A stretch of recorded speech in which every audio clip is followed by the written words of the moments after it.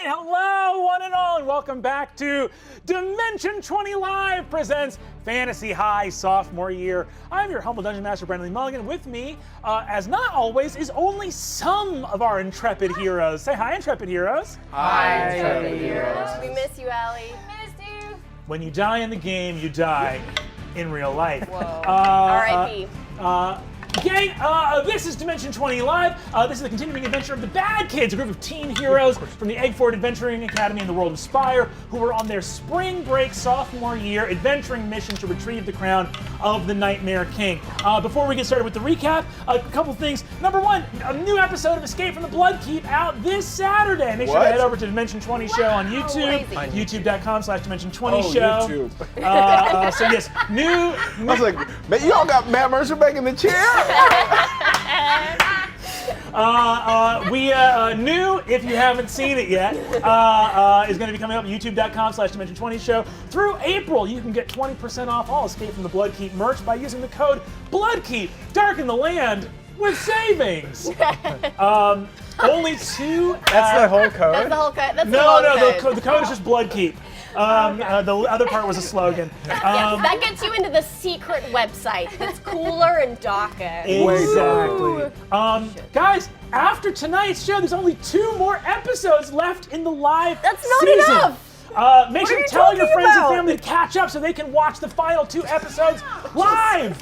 Also, we're in the midst of a global pandemic, so just in case you haven't heard, wash your hands and stop touching your face. For real.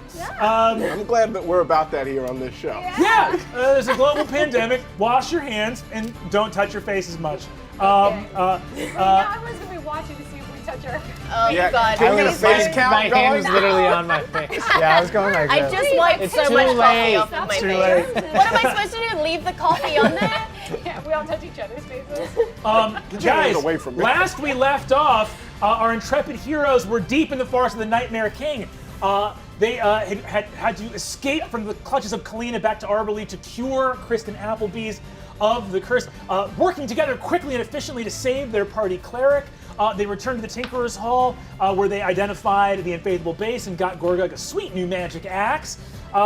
Made their way back into the forest all the way to the Temple of the Unnamed Goddess, where they found many skeletons, including the skeleton of a unicorn in a chapel to a faceless goddess. Discovering the runes and scrolls left by Arianwen Abernant in this chamber, Adine has just cracked the nature of the 4 lesser curses of Silver, knowing what they are and what they do, including the most mysterious of the 4, the one based on the tree, which was the broomstick of the goddess, which commands the forest and turns away would-be travelers like a labyrinth from its center if you go in any direction but the direction of your greatest fears. This eureka, this incredible breakthrough in these curses that you've been studying, was soon thereafter followed by an incredible religious catharsis on the part of Kristen Applebee's, who managed to contact something beyond, and immediately thereafter something contacted her by way of a horn through her heart. Boo. Boo to me. Boo to you. Boo. Boo. It's fine. I'll do all the bad guy stuff so a story happens and you can all just boo me. Yeah. You love it. Yeah, that's what you get paid like to do, it. my That's guy. your job. Yeah, sip your Is it coffee, really hot? eat Is your it really fucking hot? dice. Right. So the unicorn came to life. The unicorn, the skeletal unicorn leapt to its feet and gored Kristen Applebee's through the heart as she fell dead. This is the exact moment that we come back to. Fabian shouting as something happens. Fabian, I'm going to say that you're the first one to see this, so you are the sort of first to act. You and this being will roll initiative. I hate that. Even this bean? Being. Oh. And a big old bean will roll initiative. 23. 23. Fabian, you are first to act. Perception check Kristen looks full dead? Full dead. Okay. And everyone is, who's close, like, how far am I away from everyone else in the space of, like, the temple? The chamber is about 15 feet down the hallway and then opens up. And then in the middle of the chamber, about another like 15 feet past that, are Adine, Riz, and Fig. And then past them by another 20 feet is Gorgug. Will this thing get an opportunity attack on me if I... It has not closed distance with you at all. Okay, no. great. I'd like to full on, like, I think, not taking my eyes off it, fade back toward everyone else, just shouting, Kristen has been killed. What? This dead unicorn. Everybody. Wait a second, what the hell? Trick, right? Kalina's been trying to trick us. Kristen Are is you dead. really Fabian? I've come to the sound of my voice, and I'm just gonna. What size shoe do you wear? Don't! Not now! And I'm not gonna attack it, but I'd like to just take the dodge action and move my, move 30 feet back toward everyone else. Cool. You take the dodge, move 30 feet back towards everyone else. You hear the noise of the hooves clattering on stone. And the temple goes silent. I think I'm still waiting for everyone to gather. I mean, if Kristen's really down, we need to get to her within a minute. Okay, great. Yeah, let's go. Yeah, so we run to Fabian? Yeah. I'd run to Fabian. Okay. Can I make a perception check from where I am, just in case? Yeah, you guys can run to Fabian. I'm going to say that we come out of initiative immediately. Okay. Okay. You go ahead and give me a perception check, Gorgug. Wait, the green one. Now one. I switched dice and then I rolled a nat one. On a nat one, you your heart is beating so fast in your chest that you cannot hear much of anything. You begin to feel air pressure change deeper into the passageway past this room, like a little bit of wind moving through the temple. And I was sort of towards the outside, right? Yes, you were in the direction that you believe the people you're following left through. I'm gonna start walking that way. Cool. You are going to walk out of the room with your friends? Wait, sorry. I'm walking towards my friends. You're walking towards your friends, away, because you were at the farthest exit Yes. guarding it, and now you're walking away from that farthest exit back towards your friends and the entrance of the temple that you guys found. No matter what, I need to get to Kristen's body and just Yeah. do a perception check on if it's. Yeah. Is the unicorn still over her body? Well, someone's going to have to run back Yeah, down the let's- hallway. I'll and just, get I'll around. just Yeah. skateboard to Kristen's body. Yeah, okay. we run into Yeah. the room at Yeah. least. Cool. Everyone real quick, roll initiative just to see who gets there first. I'll use Kristen's dice. My God. 18. 7. I still have my 5. rolls, even though roll- I'm using their Roll with dice. advantage, another nat one. I got a 9. 14. 18. Did you roll double nat ones? No, but this time yeah. it was a 4 and a 1. Gotcha. Just 2 out of 3. Did anyone get above an 18? Oh, no, I got 18. Cool. Fabian, you rush through. You rush back. You're like the closest to it. You rush back in. You have Fandrangor and your sheet in your hand. You are, ready to go. As you do so, I'm going to need a dexterity saving throw. Oh, that's sick. That's 15. Oh, that's 14. You rush down the hall, turn the corner, and thankfully do not take damage as you smash into a mirror. The entrance to the chapel That Kristen was in before. that Kristen was in before, you hit the surface of a reflection. Physical shards of mirror glass fall, exposing flat gray stone behind it. What the hell? I was in that room. All right, okay, we're playing with illusions, right? Can I phantasmal force an entrance through this door into that room? Hold on one second. love the pure chicanery of it all. We just got to make sure. And I only have to do it, so I guess I would do it. It only takes root in the mind of one creature, so I would do it on myself. Okay, And great. then could I intentionally fail my save, or whatever? Can you cast Phantasmal Force on yourself? You craft an illusion that takes root in the mind of a creature. The target must make an intelligence saving throw, and if failed save, you create a phantasmal object, creature, or other visible phenomenon of your choice that is no larger than a 10-foot cube, and that is perceivable only to the target for the duration. So this room was much larger than a 10-foot cube. What are you trying to create in your mind with this illusion? So it was basically you left the room and then then the door was and then sealed the up. door went, like the wall went up. I want to create a door back into that room that I can use to go back into Perhaps a that room. crawl space. Maybe that's smaller. Cool. You create a door in your mind. The four of you see nothing. Fig, you see a doorway with pitch darkness behind it. That guys, I go into it. Fig walks straight into the wall. So in like a kind Does of funny anyone way? have a way for us to follow her? Gorgug is going to just walk into I the can- wall. Wait, oh, like walks into the wall, like into the wall, not like ow. Not but Three Stooges style. that's what I thought you just- were no, describing. God. We're talking like Kitty Pryde style, not Okay. like Three Stooges. Kid can- Pride style. I can misty step through. Oh God, have to be that's able so to see. To be scary. able to see. Yeah, you're right. No, I can't misty step through. Can I want to go like to the wall, but like a little over from where Fig was standing, and just fucking hit the wall with my axe.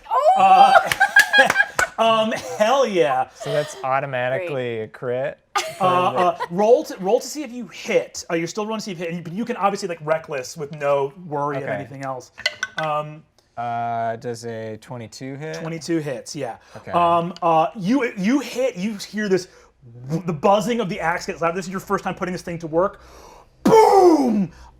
You cleave into the wall.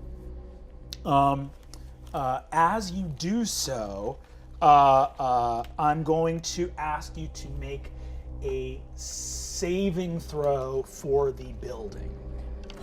What should I? Is it You're a gonna type roll of? a d20. You want the building to survive and the wall to take the Can damage. I give the Okay. building bardic inspiration? I don't think you know this is happening until it's happening.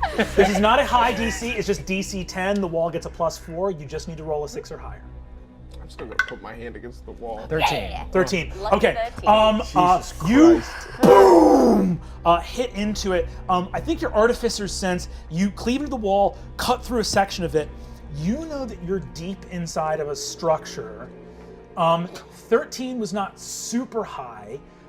You know that you will have to make a roll for the building again, but that your next blow will also bring the wall down. So there's a risk hitting the building again, but you can, if you want, continue to push through and try to go through to something else. Can I I see can- through that? Can I cut? cast web to help shore up this space? Yes, I'm gonna let you. I'll let you do web. I will say that web is not as much help as giving it full advantage, but it will give +1 to the saving throw. Oh, can I help him then? Can I just help him? It's not. He's not the one making the roll. I'm making Oh, Zach roll the the- building So, saving. but when I take my axe out, can I see through the axe hole to the other side? No, it's sort of because this thing is so made of burly, thick stones and roots. It's really you hitting this thing. Like you feel at the end of your axe, it goes from weighing 120 pounds to momentarily having the mass and inertia of a moving car. Boom! So really, it's like you're gonna take out this section of wall on the next hit. Can I just mending all around the hole so that? I said that and web will give advantage. Okay, yes. great. Okay. So, do we have any other plans? Should I just keep Hey, doing I mean, this? I don't keep have hitting any. it. I don't Keep know how we hitting it. get Can to y'all the other look side. around just in case there's something? Okay. Yeah, I'll investigate. I'm sorry. No, spring break no, up it's in here. intense. Spring It's break, I intense. support you. We need Can to I hear them? find through the wall? Kristen. Yeah. We'll get to you in a second. Oh no. I want to reassure you guys, but I can't. I got a 24 on investigate. I Can got I a 22 can I cast dispel investigate. magic? That's not a bad idea. Can you cast Dispel Magic? Yeah. Dispel Magic? Nothing. All right. Did we find anything? You making what's your investigation check? 24. And mine's 22. And yours Don't is write 22. me off, all right? I saw you go straight to him. That's pretty good. Definitely Yeah, still less than 22. him. It's still less, But but you probably I rolled rolled a higher, 19 though, and I got because of really excited investigation. because I was like, oh, maybe. We got the Barty boys over here, right? Right? Wait, I like the Barty Barty too. boys. Why are you a Barty boy? Well, because I'm a Hardy boy. And I'm he's the the Barty bard. boy. No, we're the Barty boys. You're taking another attack. I was investigating. Okay. So you investigate. It's a solid stone wall. Both of you guys are able to look and see a solid stone wall. You went into this room before. Yeah.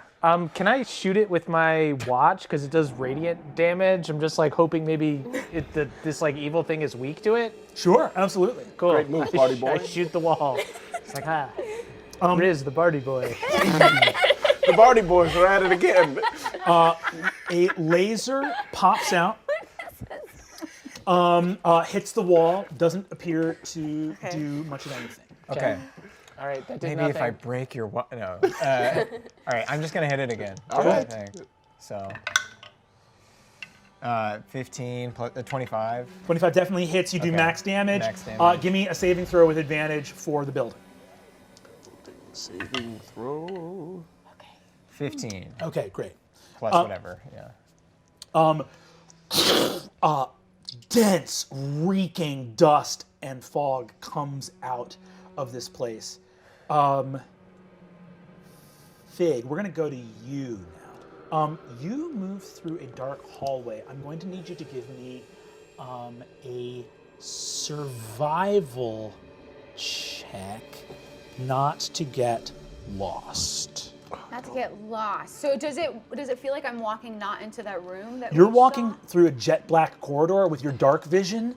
You can see stone. It's not the same shape. It's not leading you to where the other room was. Okay, I do think that I'm very focused on getting to Kristen right now. So if I'm thinking this is not leading me to where, then I might turn around. Cool. If I think this isn't leading to where Kristen is. Give me a DC 20 survival check to Will turn around. 21 work? Baba Booey, Baba Booey. Cool. Barty boy strike again, dude. She's a Barty boy too. You guys, Riz, you guys have your investigation checks as reeking, dense, like just almost like toxic gas begins to come out of this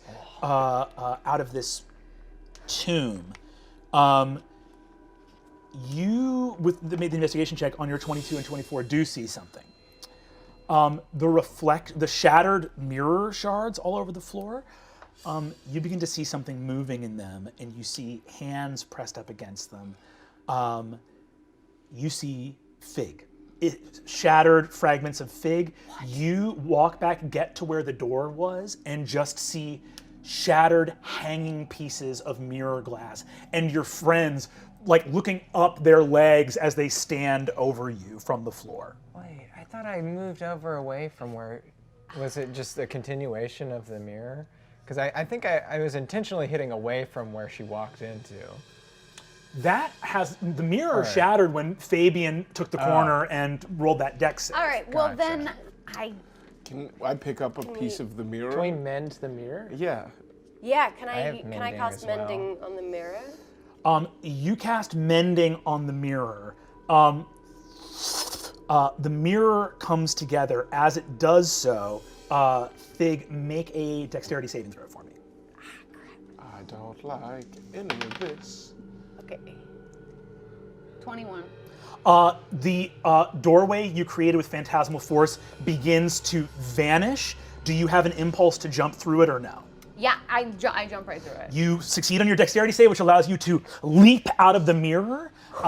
As you see that you mend the mirror, and the mirror begins to lose its reflectiveness and just turn into a dark, opaque pane of glass, like stained glass. Okay, we have to get to Kristen. Should we? There's a hole in the wall that Gorgug just cleaved through that is like over from the door into what the chapel would have been. Does anyone have like a flashlight or a light or something? I shoot a signal flare into it. Hell Oh, yes. that's Now that's a cinematic. Barty Okay. boy move. We gotta go in. I'm going in as Yeah, fast we- as I can. Rush in. You guys look in this place. There is a skeleton on the floor of the chapel. It is not a unicorn skeleton. Is it Kristen's? At the base of the unnamed goddess's statue, covered in centuries of dust and rubble, is a human skeleton clutching shattered pieces of stone in its hands.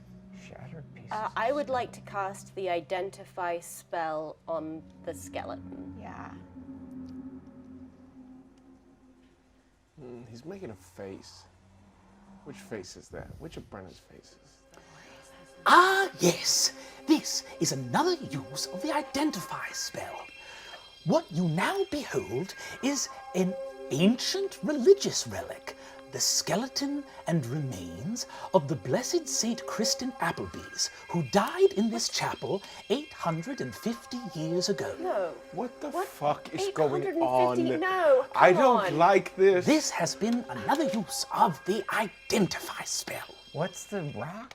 How the heck did this happen? Okay, first off, if we confirm, can I do an insight check just to make sure Fabian's real? Yeah.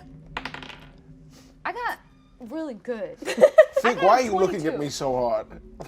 What's happening? We're supposed to be the Barty Boys. We are the Barty Boys. No, you're Is right. everybody we a are. Barty Boy, or is it just Everyone's I a think Barty everyone Boy. but Fabian. Okay. It's really Fabian. He's telling the truth. As This long is as not you- a trick at the woods. As long as you investigate and have a song in your heart, you're a Barty Boy. Okay. But Wait, okay, Can I we do inspect here? the like rocks that? Yeah. Do we have an? Do I have? Can I do an Kristen's insight if because disguise self here would become alter self? Do I have an insight that revivify would become true resurrection? No. The reason being that Revivify doesn't start as an illusion spell, so it won't get stronger. Do we have any way of knowing if this is an illusion or if we did Can I- travel yes. to the future? Can I ask? Is it what? To what extent can I tell the difference between the room I was in minutes ago and this room now? Wildly different. Wildly different. Same shape? Same shape, but this room smells like death, like it's been sealed up. I mean, to give you an example, it's how a room would be different if it had had an open doorway with airflow for 8 centuries, or if it hadn't. This room is drastically different than when I was in here minutes ago. Can I do an investigate check on the room? Sure. Kristen wasn't an 800-year-old skeleton before? No, the I knew ball. Kristen was a saint, but I'm gonna use buggy for. Nope. Nope. Should we take we Kristen's should take bones Kristen's out bones of this because room? If Maybe there are this other room. areas that amplify certain types of magic, maybe there's an area that would amplify revivify to become Yes. true resurrection. Yeah. Is any of Kristen's stuff here? Can I Like- look at that rock that she was holding? Shattered rock? The shattered rock, yes, you can.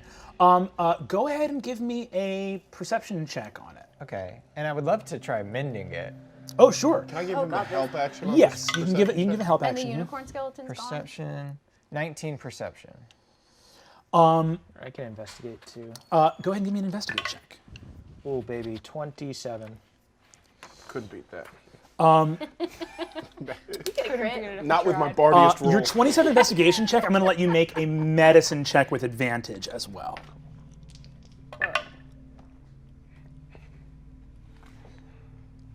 Dirty 20. You're investigating these bones. The posture, something is wrong with the posture. The joints look wrong. It looks like this, from the look of this like ancient skeleton, that there is like wear and tear on these bones, as though of having not only decayed during death, but perhaps also decayed during life. Is there a possibility that these bones are not actually Kristen Appleby's and instead, because we are in a place of illusion, Yeah. that it could trick the identify I spell? think very possibly Or the because identify if spell somebody, itself is a trick. well, if somebody had created an illusion of Kristen's bones, Here. it would be real. then it would be real here. So the identify spell wouldn't be able to Tell the difference. tell the difference. Can I do an investigation check for other bones? Sure. He's the only bones. These are the only ones in the chapel that you can see. You know, there's tons of skeletons outside. You did a mending to the thing. You can't mend it because it's not one face. The shattered stone has like nose, eye, as though someone shattered the face of a statue. But as you try to put them together, the features don't go together. You could swear that some of the features look like some of you. You know, there's like a bit of Fabian's brow, some of like Fig's chin, a little bit of like Distinctive chin. a little bit like Riz's My ear. brow. Like, That's my brow for sure. Fabian's brow. there's only so many places on the face. Riz's forehead.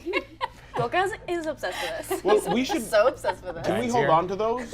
Like regardless? Yeah, I feel like we I should. guess, should we put everything Yeah. into a sack? I don't want these. I don't want these at all. All right. I just feel like they might. I'm not gonna. Okay, well, these bones are all wrong. Yes. Wait. These bones are wrong, and this face doesn't make one I tell face. you why the bones are wrong. Wait, so is there a bone? So if the bones are wrong, there's no like decayed sign in of that. like a broken ankle from when Kristen jumped off of that tower. I mean, maybe that's According to my decay in life. medical opinion, God, these bones were decaying long before. is there anything else in this room? Do we see any evidence of the unicorn? You got a 27 investigation? Yeah. Yeah, I mean, there's been no wind in here forever, so you do see ancient, like, hoof prints of like skeletal hooves in here, Do they lead anywhere? out to a hallway that then doesn't have any trace of them. Can I cast locate creature on the unicorn?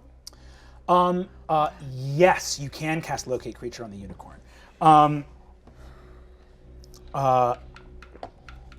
You sense it for a moment, and then vanishing beyond the range of the spell, moving inwards into the forest. Into the forest, so not down the path that the hoof prints are going down, like back where we were going? Not back to the entrance, although the hoof prints that Riz sees do lead to the entrance. But you sense with magic the actual unicorn leaving here. Everyone here make an insight check. 8. Contend with an 8. 16. 27. 22.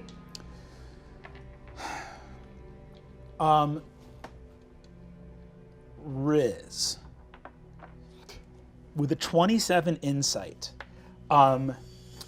you are looking at the expressions of horror, confusion, frustration, and doubt on the faces of your friends who are trying to figure out what the hell is going on here. You, as you've been trained to do in investigations of this type, when you get frustrated because the clues aren't adding up, you take a step back. You are in a forest where illusions are real, in a chapel to a goddess whose main domain was doubt.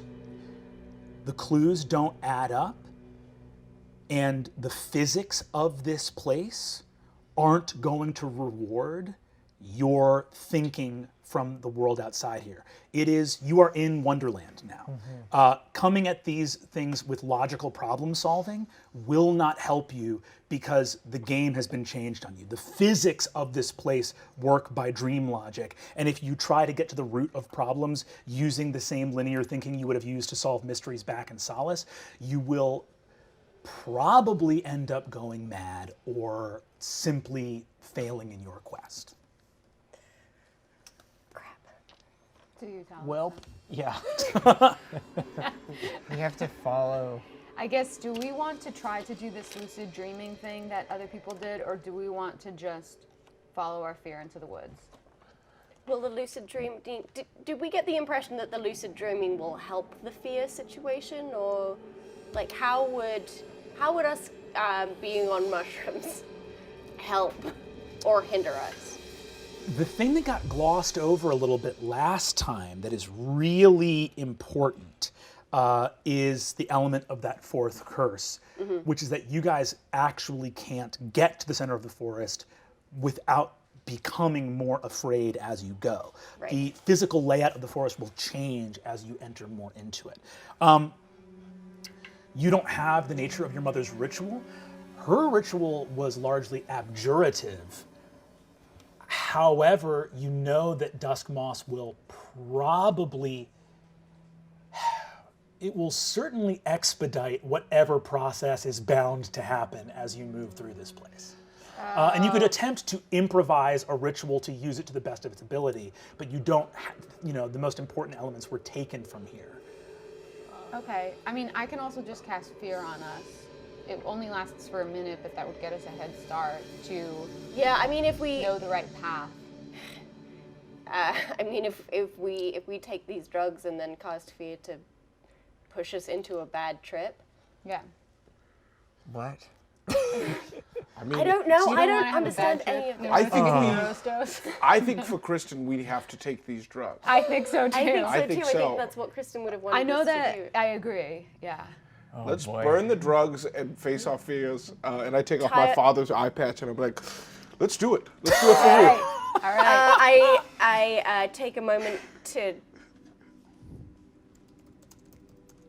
hard hold Boggy and all of his feathery softness, and then I dismiss him.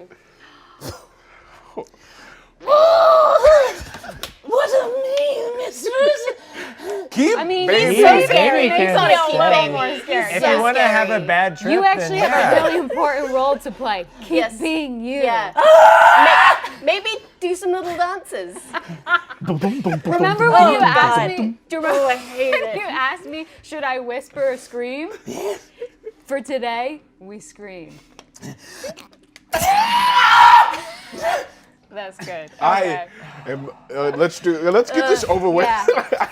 Well, Can we tie ourselves to each other, or is feel this like just that's like being one? too safe. Like, Yeah. Oh And God. I think if anything, there might I be part hate of this this. where we need to do things alone. Okay. Oh, I think no. I'm gonna say let's get messy and then shake my hair out of its braid. Okay, before For we the go first in, I time in my just want to life. say this is so scary, and I'm so glad that we're doing it together. Yeah. And I don't know what's gonna happen, but if I can, I will have everybody's back, and I know that you'll have mine. There's only so far we can get from each other, right? Yes, we're all headed in the same direction. Spring break. Spring Spring break. I break. believe in you. I believe in you. Spring break. I believe in I you. believe in you. Spring break. Spring break. I Kristen believe in you. Applebee's. For Kristen. Kristen Applebee's. But Spring still, I break. think we should tie ourselves together. Yeah? No? I'm into it. I mean, I until think that's not a good idea here. all right. In fact, things might have to get weird. Yeah. Okay. Spring break. Spring Spring break. break. I believe I in you. believe I in you. believe in you. As soon as we pull back, I rush off into the woods after Kristen. Teresa's greatest fear is to not have a plan, to not be able to figure it out, and to get his friends in trouble. So I'm running he's off not without even you going to guys. take the drugs? I'm not even gonna take the drugs. That's a plan. That's like doing it. Riz darts off into I the temple. No! No! You know what? Wait, if it's the opposite day, I'm straight edge except for drugs. So I'm not going to take the drugs. And instead, I take a flagon of whiskey out and I take a shot. Flagon? Is that what You it's have a called? whole flagon of whiskey with you? What's a flagon? Gorgug is scared to do the mushrooms. It's like a mug. Let's do it. I don't like. Let's do it. Burn it, and let's breathe it in. I don't know. Should I take a bite of it?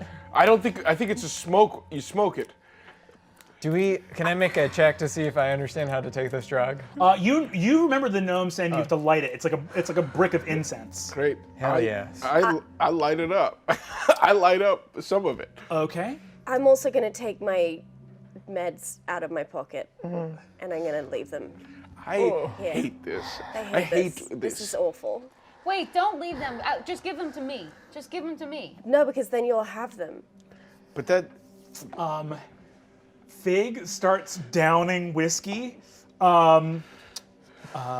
Fig starts downing that whiskey.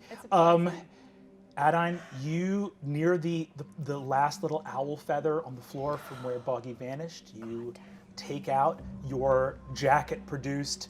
The language on your anxiety meds is whatever language they write and speak in the interdimensional city inside your jacket. You put the little orange bottle down on the ground. Gorgug, you have this brick of dusk moss incense.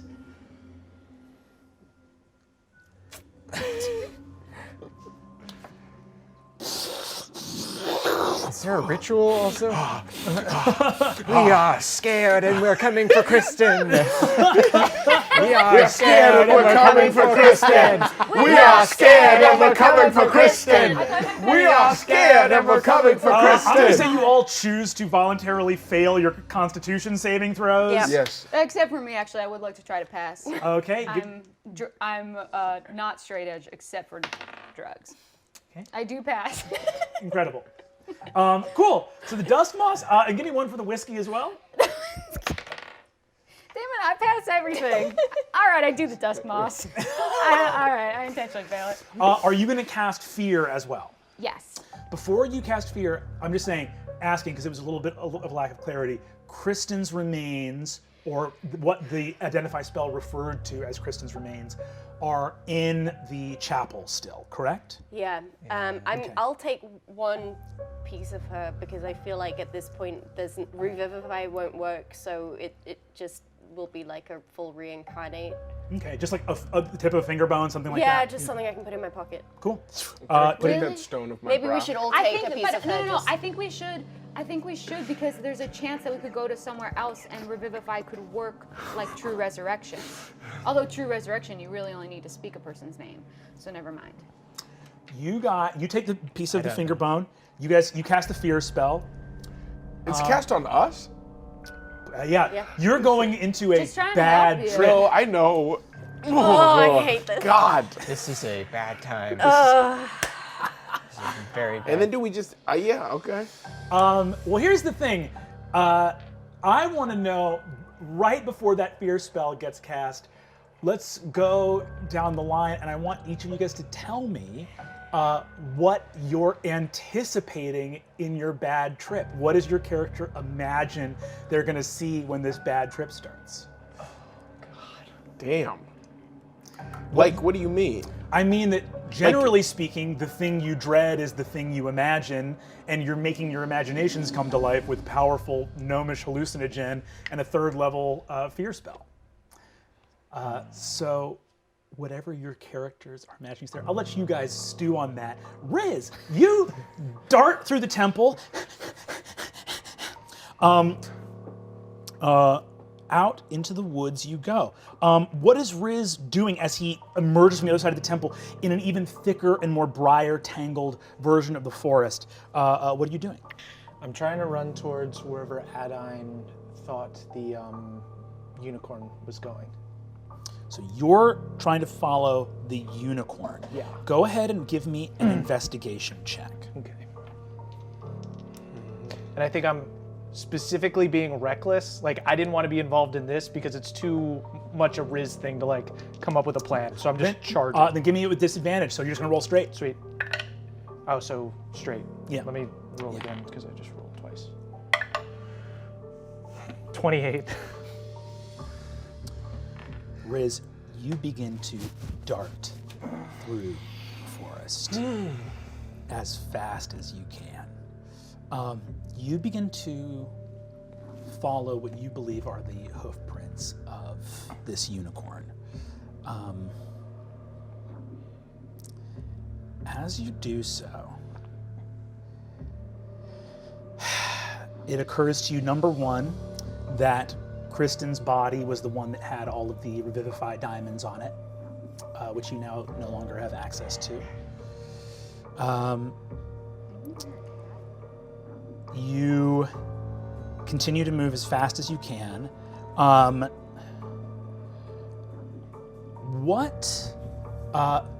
you're following the Great Unicorn, what is Riz anticipating doing if he finds the unicorn out here in the forest?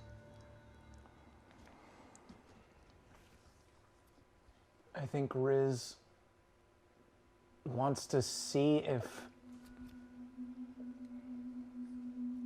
he can deduce what happened to Kristen, or if there's any way to bring her back, or if this unicorn stole any essence of her.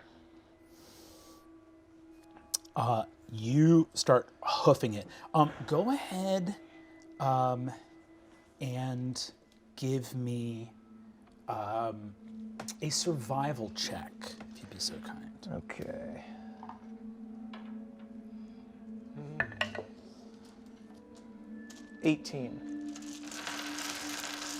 Oh no. You simply hate to dude. see it. Fuck you. Those better be D4s. I am getting Kristen rolls though, Yeah. Yeah. Nice. which is good. It's nice Thank to have you. them Thank Allie you. guy here.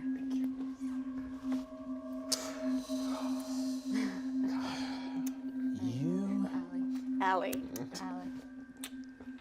Allie. Allie.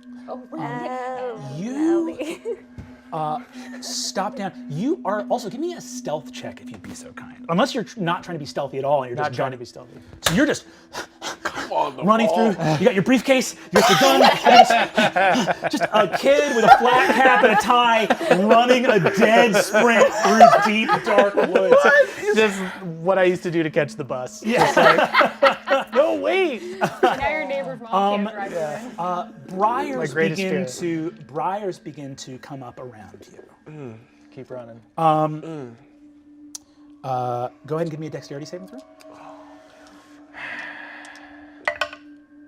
That one.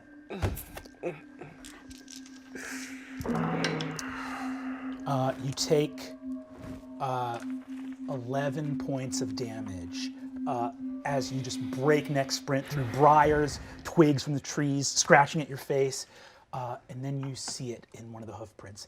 There's a little sliver of mirror, like a trace amount, like dust. You're getting closer. You're like catching up, and you begin to look around. You're in a part of the forest that's like a little bit strange to you. The trees have like metal in them, as if the forest grew up around something metallic. You look and see that you knew you were getting hurt by briars, but you didn't see where the cuts were. The cuts are only on your hands. Just your hands are bleeding. You hear a voice from the forest. Oh no, it seems your hands are bleeding once again, Rizgakak. No. Not like this. I don't have a romance partner. You do not have a romance partner? God, I hate People don't even call them romance partners. In the baronies where I am from, they sure do. They sure do, Rizgakak. You're not from anywhere because you're not real, Baron. I made you up. Why did you do such a thing, Rizgakak? Why did you make me up whole cloth from your mind?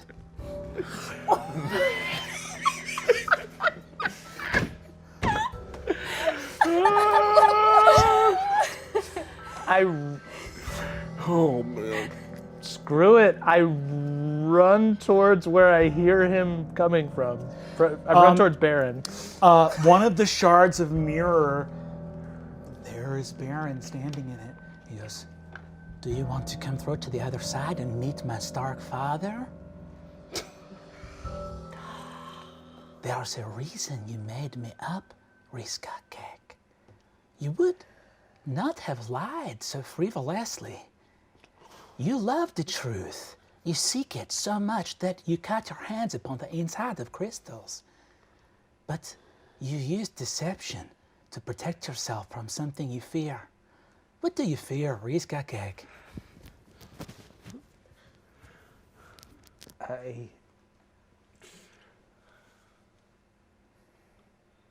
fear being wrong and it getting my friends hurt, like Kristen.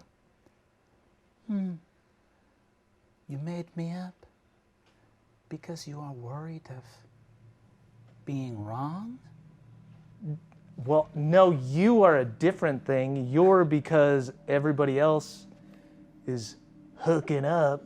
People do it. People hook up. It's normal. And I'm not super into that, so I made you up so that there wouldn't be any questions. questions about what? You begin to see in the other mirrors, there's movement. Things are moving in the other mirrors around you. You look up in a mirror.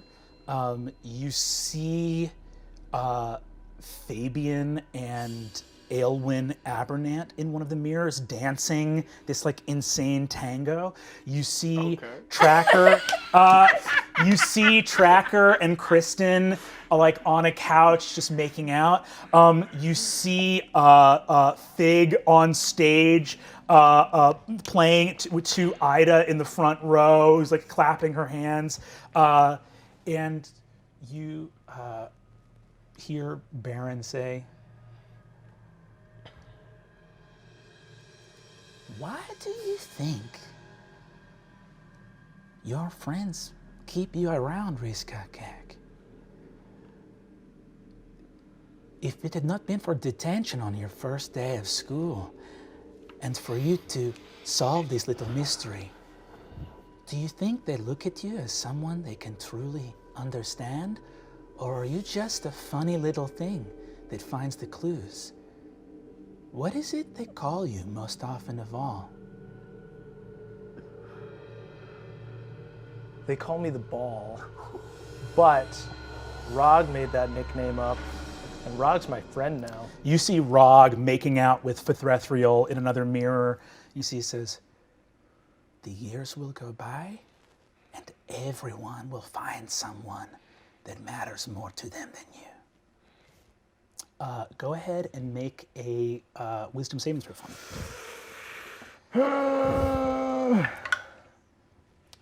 11. What's going on in Riz's mind right now? I think that Riz, this is truly one of Riz's greatest fears, and he's not super equipped to wrestle with this at the moment. And I think the only thing kind of giving him hope is the cold logical thought of being like, Rog doesn't like Fithrethriel. These people aren't all gonna end up together. You see, as you start to move through, you start pointing out the flaw. You start pointing out the flaws in them, and you hear Baron's voice say, "That is a good crack to the riddle, Rizkakak. You are right. Rog will not spend the rest of his life with Fithrethriel." You see, he says, "So it is true. You are unlike Rog. You are unlike Gorgug. But do you know who you are most unlike?" The last and greatest mirror comes up in front of you, and you see that there is a beautiful garden party with red and white paper lanterns, and a young Pakgakak and Sklandaglukkak dance together. You are most unlike your mother and your father. And you watch the way your mother and father look at each other, how suave and debonair your father is, how confident and poised your mother is. Do you know how I know you are not like them, Rizkakak? Because they were not afraid that they were nothing more than a ball. And also, they would never have so easily abandoned their search for the unicorn. And you look and see, you're not even in the forest anymore. You are in a world of mirrors.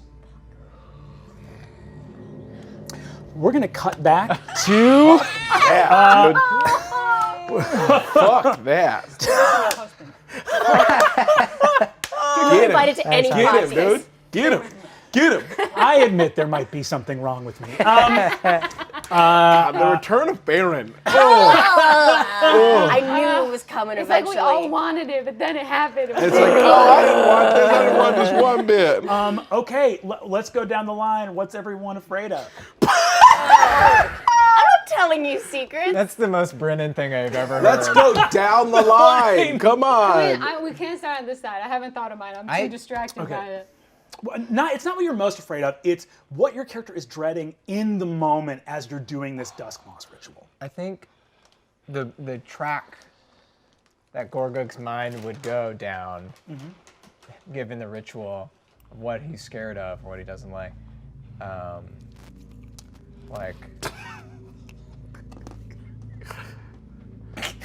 Keep crunching, dude. Yeah, this is a great time to do that, my Practice for guy. those dice later, my man. My hands started getting tingly from blood sugar. I'm Okay. I think Gorgug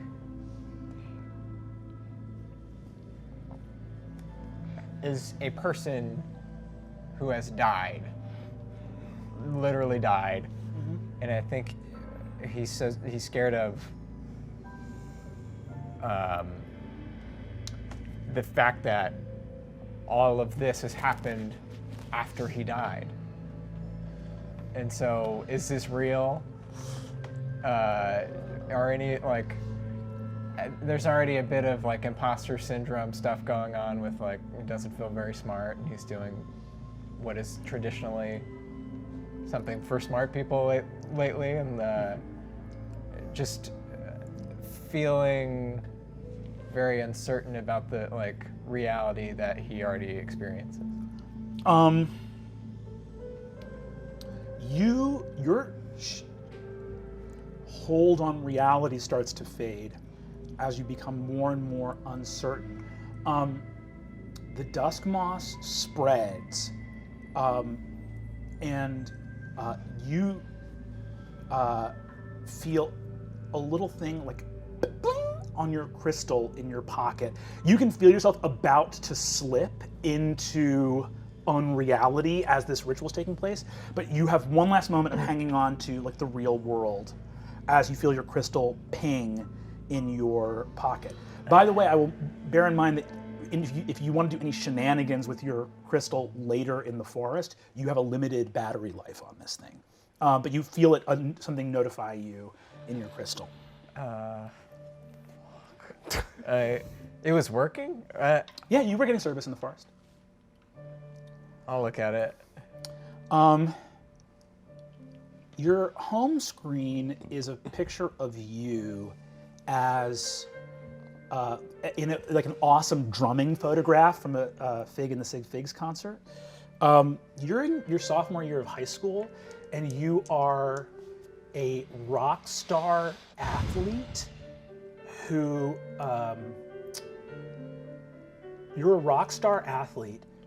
saved the world from a dragon with your best friends last year. Does Gorgug really feel like that's who he is, or does he feel like the kid who catches backpacks in the parking lot? Man, it feels like the kid who catches backpacks. The notification on your phone is from Skrank. You see, it's a little message that just says,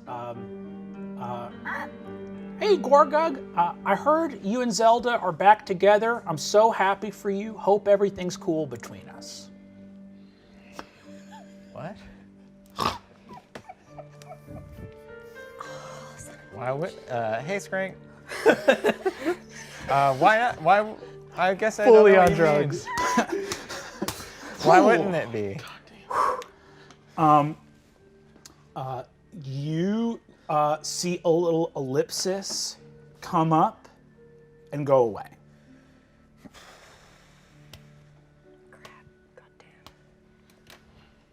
I'm gonna turn my phone off. You look up and see. Well, I'm going to go actually before I say what happens as you look up from your phone. Who else? What else is someone dreading as the ritual starts? I think for Adine, it's all about like a mix of like the twin fears of the fear of failure and the fear of loss of control, which I feel like go hand in hand. Like so much of this last year has been sort of building her self-esteem outside of just like what her parents thought of her, but that is so close to the surface still. And even though I don't know, I think underneath she's just still afraid. She's small and she's weak, and I don't know, her friends, she loves them, but you never know the inner life of somebody else's mind. I'm going to need you to, we haven't done this since season 1. I'm going to need you to make a roll for panic attack. You do not have to do this with disadvantage. You may still do this straight. That's a 4.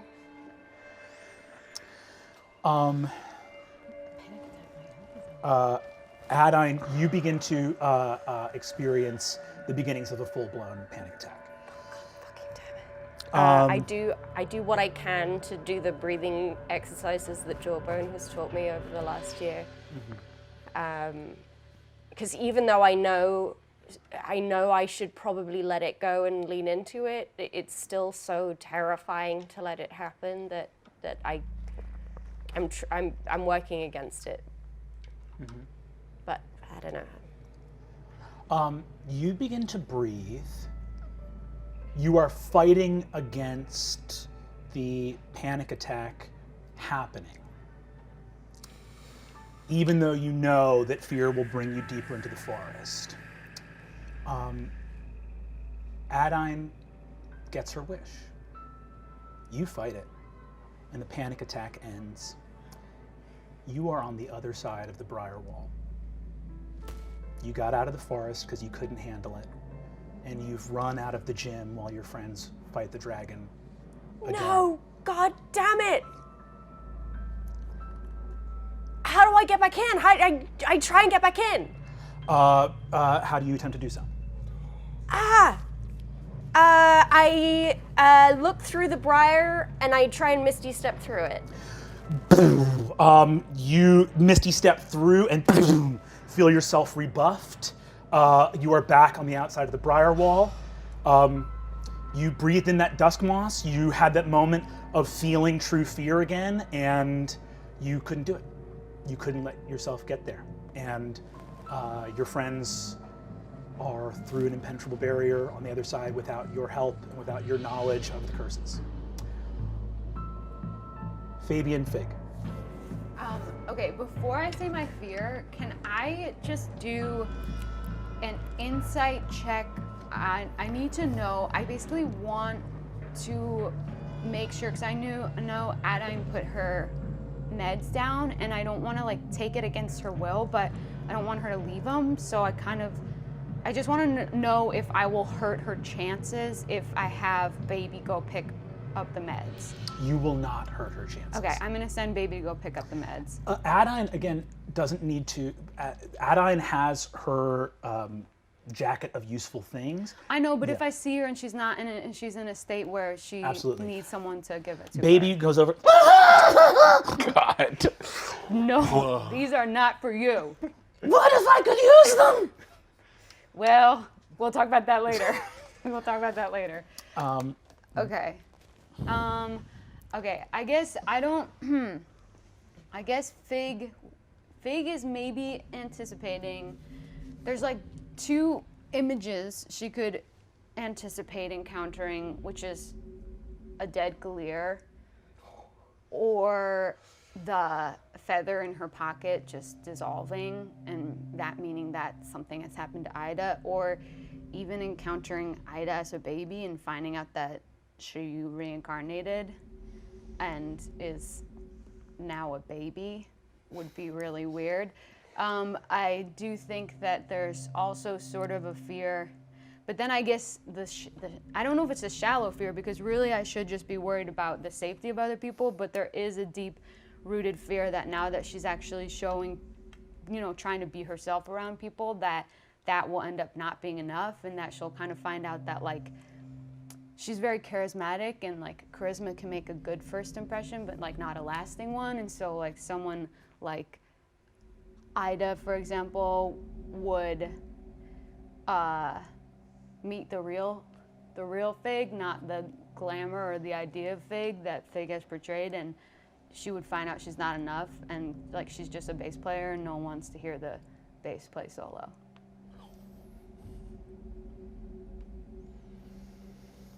In this moment, right before as you are casting fear and you're about to see your worst nightmare, is like the coin is like spinning and it's about to fall on a side. Is Fig more afraid that she is a fraud and there's no reason to like her, or is she more afraid that the people around her keep getting hurt? I think more likely, because right now she's really worried about the fact that she couldn't save Kristen. Mm-hmm. And so I think she's more worried about people getting hurt right now. She can worry about herself later. Give me a wisdom saving throw.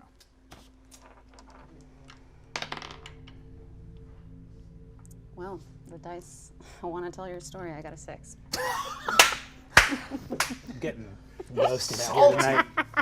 I'm getting roasted. We're scared, Brandon. This is literally, I'm so tense right now. I know.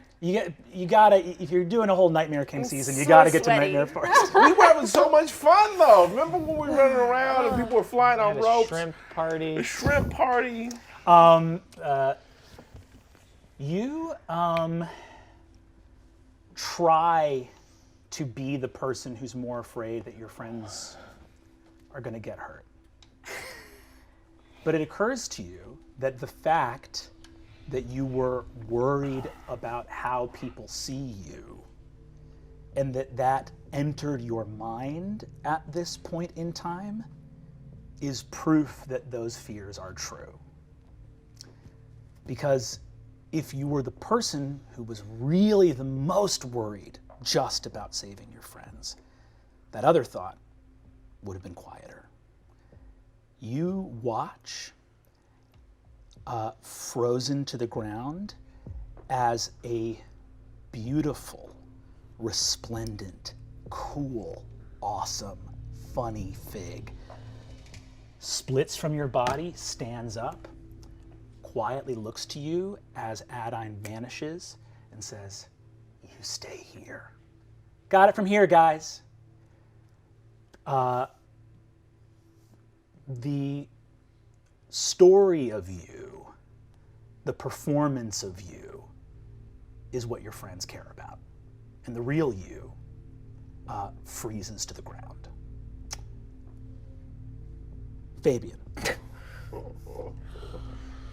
I think Fabian is really bad at this and is like trying to psych himself out to be brave in front of his fear, and is like running back the past experiences, like with the the version of him eating yogurt in his father's like memory museum, and like being trapped in the ocean, and like I don't know, thinking like, oh, I'll probably go there, okay, and here's what I'll do.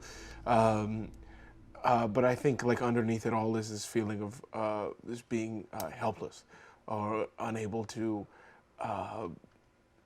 use his prowess to overcome whatever he's about to face. The idea that I won't be able to jump and dance and stab my way through whatever is to come is, I can't. I don't know. I'm not sure what. I don't. If that's not how I can handle the situation, I won't know what to do. Fabian, you watch yourself begin to vanish.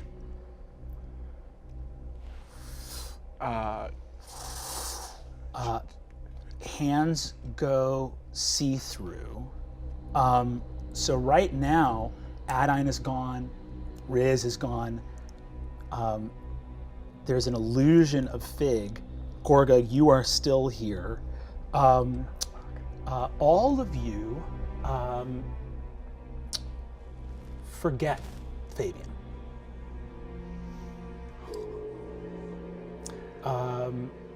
The bad kids were the 5 kids who met in the detention room on their first day of freshman year. They defeated the dragon Calvaxis. And Fabian, you watch yourself literally turn invisible. You're a ghost. Less than a ghost. You are a perspective, you have your memories, but you watch Fig stand up, look at Gorgug, and say, okay, I'm gonna go get, we need to find Adine, Riz, and Kristen. So I'm gonna go do that. Fig vanishes. Gorgug. What? You don't see anybody else here in the room with you anymore. You have been completely abandoned. What do you do?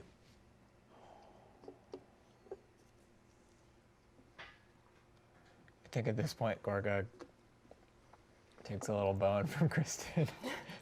It's Kristen, just to have some sort of anchor to something. Yeah. I think since everyone literally vanished from the point in which they were, he's just going to walk towards the direction that Riz, I guess, went. Yeah. Just because that's maybe where someone could be. Yeah. That's a direction, at least. Absolutely. You head off into the woods. As you begin walking, you are left with this sinking feeling of like, what the hell are you going to do? As you leave, what do you do when you exit the temple and get out to the rest of the forest here?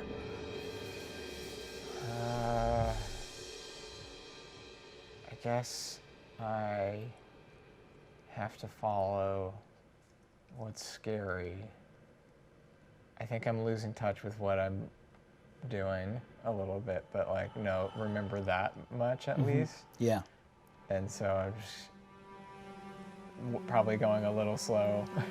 You're going a little slowly, but you're walking off into the woods. Fabian, you can still move. You still exist. What are you going to do as you see Gorgug begin to leave the room? Can I call out for Gorgug?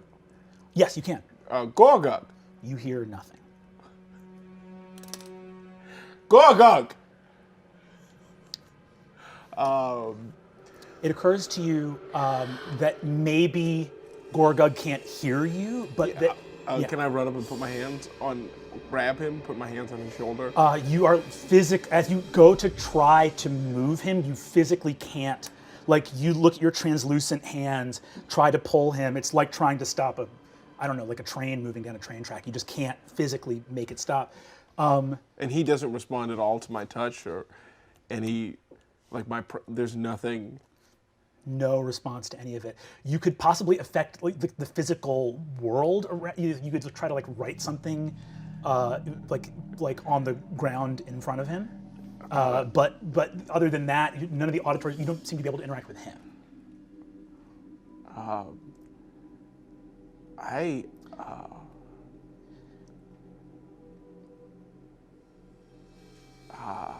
let him go. I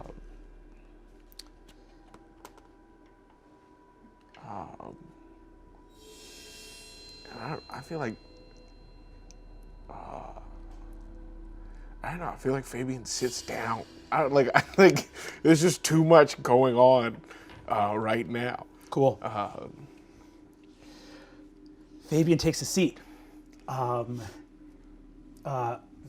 Fig, you unfreeze from where you were locked into the floor as your illusion left.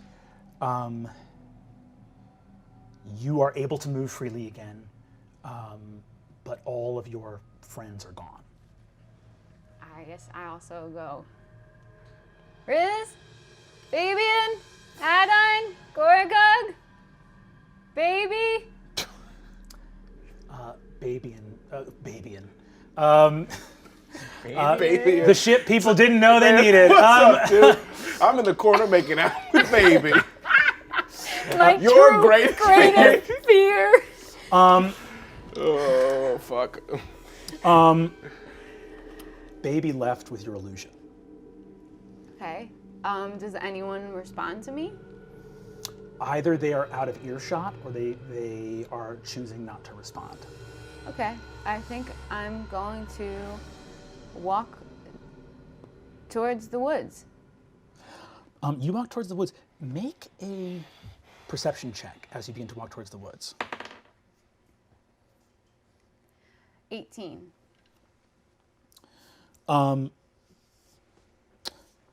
Gorgug, make a perception check for me as well, actually.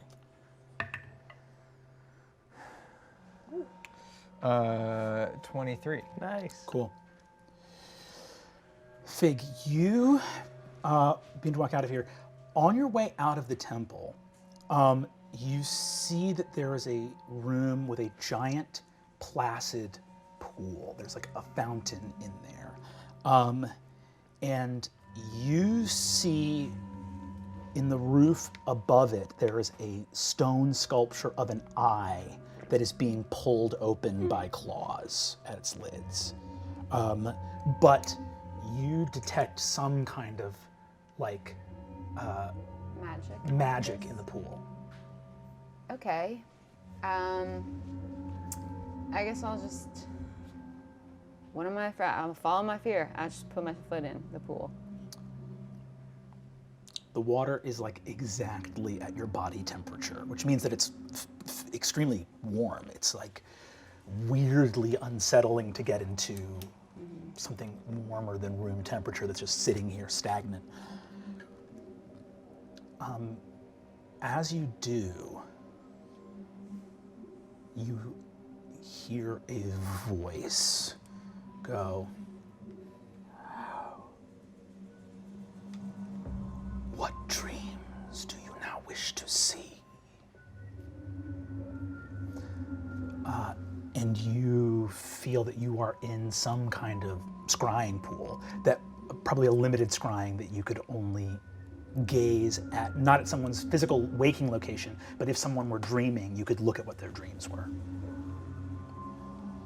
If someone were dreaming, I could look at what their dreams were? Yes, if someone were dreaming, you could look at what their dreams were. Feel like I should be strategic and say Aelwyn, but yeah, I'll say that. I'll say Aelwyn, even though I want to say Kristen Applebee's. You say Aelwyn, the pool shimmers, and you don't feel like you've lost an opportunity. You may be able to say more than one person, but it shimmers in such a way that you think Aelwyn is maybe not going to react. You also sense that sleep and dream magic, due to Aelwyn trancing instead of sleeping, that the Abernants might be hard to affect with this magic. Then I guess I'm gonna, this is so stupid, but I'm like holding out hope that Kristen Applebee's is in some capacity existing, so I'm gonna say Kristen Applebee's. You say Kristen Applebee's. As you do so, you see that the entire pool shudders, and you are, your glyph glows on your forehead, and it is violently reshaped. First of all, your new Archdevil glyph comes into being, which moves from the sort of classic blasé pentagram into just a rad punk anarchy symbol on your head. You are flying through a vortex of shadow. You see a woman who is some like she is a mountain, and you are a speck flying in a whirlwind around her. She exceeds you in size by some orders of magnitude, and you see that she is clutching her fingernails into her scalp and screaming, going, "Ah!" As the storm surrounds her. Lightning surrounds her. As lightning strikes her, you see that she is being actively killed by some incredible act of magic. And as she's being electrocuted by the storm, you see that there are moments where the lightning strikes her and all of her hair and clothing and skin fades, and you just see a screaming skeleton. You come to back in the pool as mist rises up from the surface of the pool.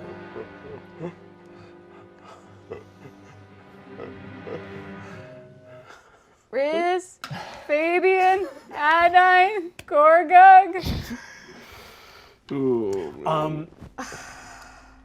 Does Fig do anything else in the pool? I'm gonna collect some of the pool water. Cool. You collect some pool water. Gorgug, as you walk, as you walk deeper into the forest, go ahead and give me a survival check.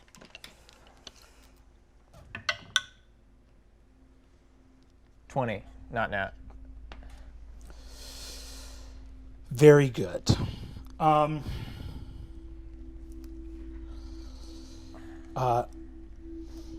Is that helpful to get good scores? I don't know. That's the mysterious thing. Are we in opposite worlds? Maybe. Yeah, should we be rolling low? You come to an area of the forest where the tree trunks become so thick that you don't think you can pass through it. You see a tunnel underneath the roots.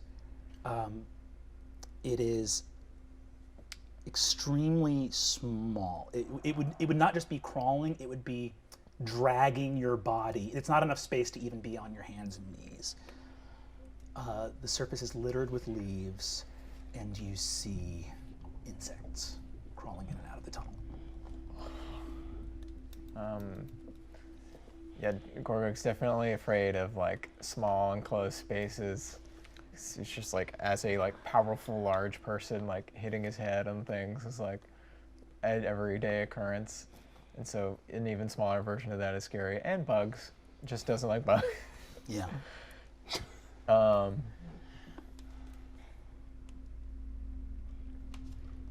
think he thinks about cutting the trees down, but then I'll just crawl. Go ahead and give me an acrobatics check. What the hell?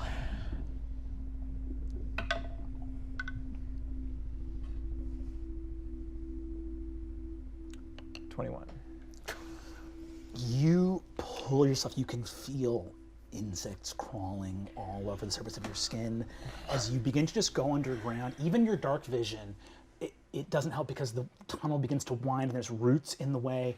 And there are so many moments where you will go around a corner and just suddenly feel oh, my literally my rib cage is too big to get around this corner. And I don't think I can, you realize, after traveling under here for about 10 minutes, that you're I can't back up out of here.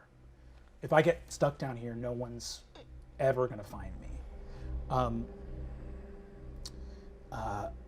With a 21 acrobatics, you keep going.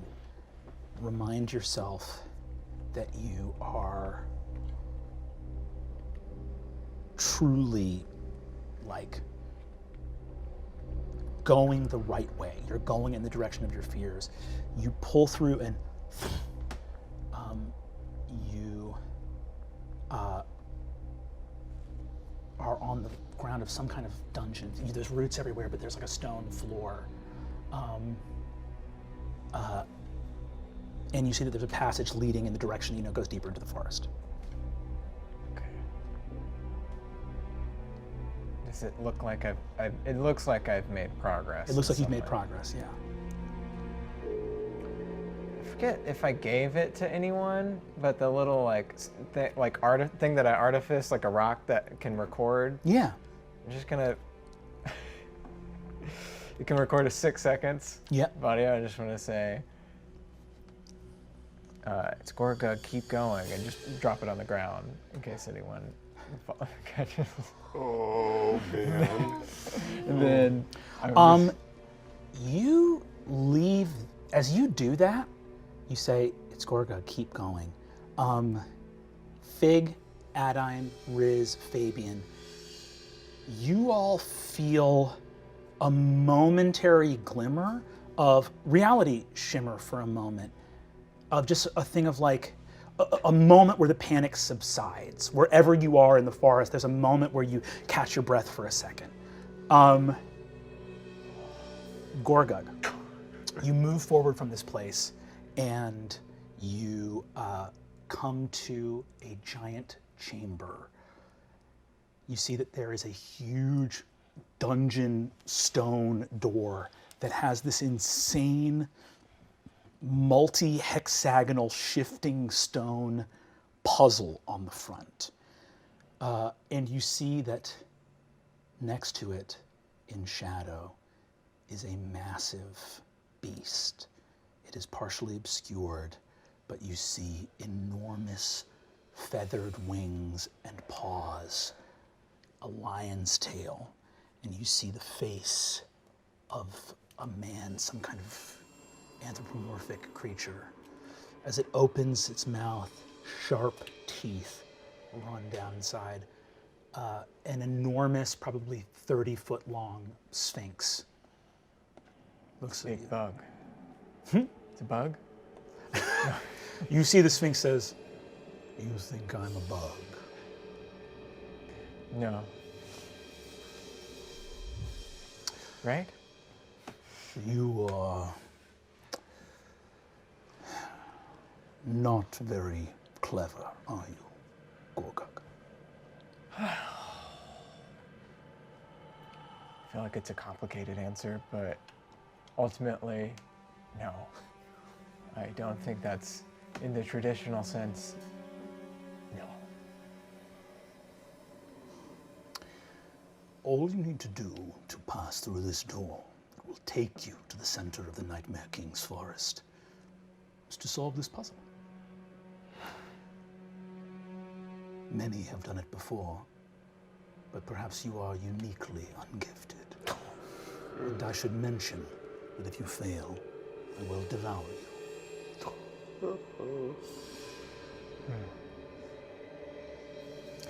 You may also turn around right now and leave the way you came.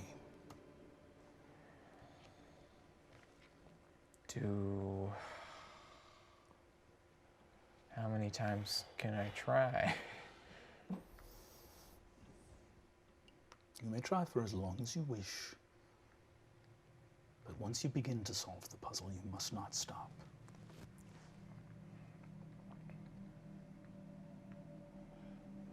Well, I think I'll give it a shot. He says, very well. You go up and begin to solve it. Go ahead and give me a flat intelligence check with disadvantage. And the reason you have disadvantage is that the Sphinx is going to keep talking while you do this.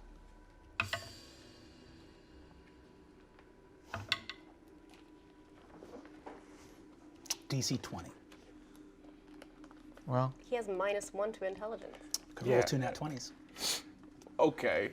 I got a 19 and a 14, so no. Damn it.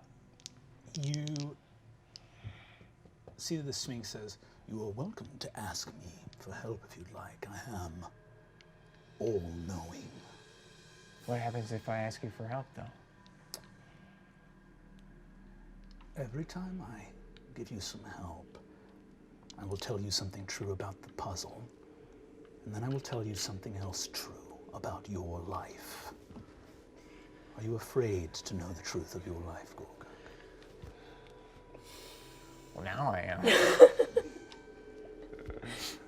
Can I give it another shot? Yeah. 18 into 19. Wow! So close. So close. Looks like we got a couple of knobs. A couple of deals over here. Yeah, why not? Let's just hear a thing. He gives you help. He lowers the DC of the puzzle to 15, gives you some help. You see, he says, I'm going to tell you something true about your life, Gorgug. Okay. You found your father at the end of last year, correct? Yeah. You see, he says,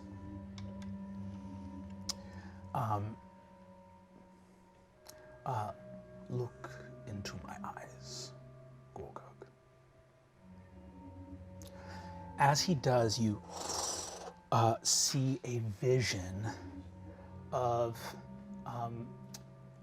Digby and Wilma, much, much younger. You see them with this giant orcish baby in the thistle spring tree. And you see a lot of other gnomes in the tree who are like, it looks like Digby and Wilma are having a fight with a lot of other gnomes. You know that you have like aunts and uncles and grandparents and stuff like that, but you've never really have ever spent time with them. You and your parents and them are not necessarily on speaking terms. You see the Sphinx looks at you and says, do you know what the cause of this strife in the Thistle Spring family was? No.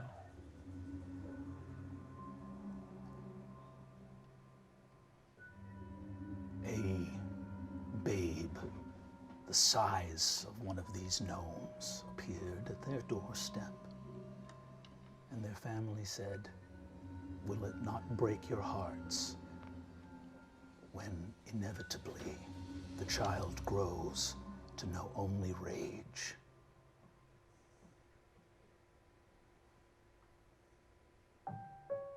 Your mother and father cast out the rest of their family that day.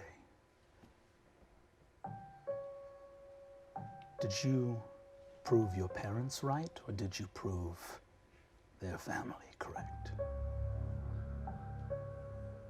I think I'm still figuring that out. You don't have much time left to figure anything out, Gorgug Thistle Spring. Can I give it a shot? Mm-hmm.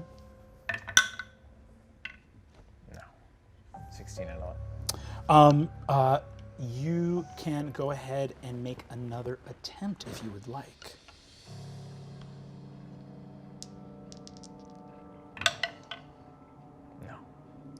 No. You stay under the ground, and you can feel the Sphinx begin to prowl around the outside of the room.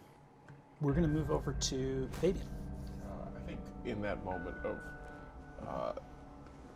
that feeling from Gorgug, I take a deep breath, stand up, and I follow deeper into the forest. You begin to move deeper into the forest. As you do so, you begin to hear a voice behind you in the woods.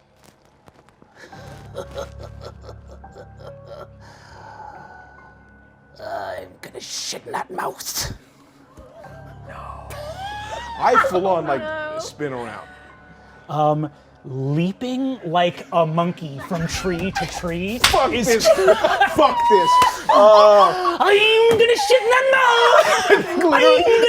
Literally, I don't think Fabian has ever run faster in his whole life. It's I full on, and a lot of like that weird like kind of like looking back, terrified, trying to figure out if I. You see him leap. He's got a huge to-go coffee. As he does, you're still invisible. Are you dead sprinting, or are you looking for places to hide? Dead. I don't. He's running around like a fucking monkey, and I think it's full on. I don't think I'm trying. Are there places to hide? I'll make a perception check, but I don't. Make a perception check. See if you can find a place to hide. Fuck me, dude. Dirty 20. Dirty 20. You see that there's a cave. He's back off in the trees somewhere. There's a cave you can jump in and hide. I do it. You leap into the cave and you hear as Trundle Down leaps off into the forest. have to let him shit in your This house. is no, that's think not. we're gonna have Don't to. know. This cannot be. You want to get to that tree. Fabian, you hear a voice in the cave with you. You see, it says, "Don't worry, it's safe in here." Baby. Here, wait. Let me find a match. Classic cave. A match lights, and as it does, you see a full human-sized lady rat with incredibly thick fuck thighs, Farrah Fawcett hair, Fuck this. and lipstick, and goes. Well, I like back out into the. You see this sexy rat comes running out of the cave behind you. Shit, and dude. goes, "Chuckle down, I found it!" No. I keep. I like. I can't. There's. Chungletown. Oh man. Oh, okay. I do. I think I run for like another 50. Like I keep running and then remember that what we're supposed to do here. Cool. And I stop running. You just start sprinting as fast as you can. Okay. We're gonna go to Adine. Adine, you're on the. Adine, you're on the outside. You're on the outside of the Briar Wall, having a full-scale panic attack. What do you do? That momentary feeling that I got from Gorgug makes me feel like there might be something more going on than me just being outside. Mm-hmm. So, I really don't. Oh God, Jesus Christ! I'm gonna take off my jacket. Okay. And I'm gonna put down my arcane focus. And I'm gonna close my eyes. And I'm gonna spin around. And I'm gonna walk. You just start walking. You walk for what feels like days. You miraculously don't like fall off anything or bump into anything, but you take a full 14 points of like slashing damage just from like briars and twigs, and suddenly you stop and hear ocean, and you know that if you take a step farther, you'll fall off of cliffs at the edge of the sea. You feel like you've come as far as you can, but you sense someone next to you. Do you open your eyes?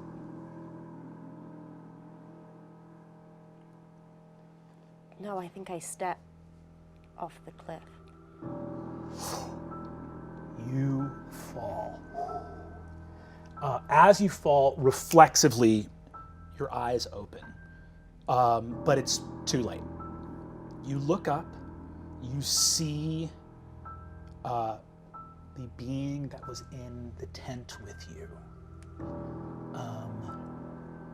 that you couldn't look at its face or something terrible would happen.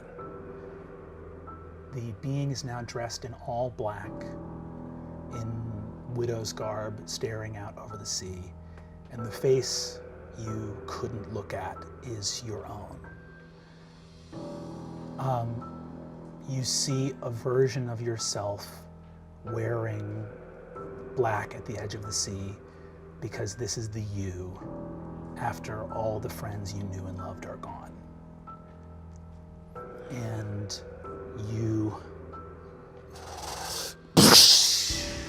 hit the waves. You are completely drift in the surf. Give me an athletics check. We'll do disadvantage for this as well.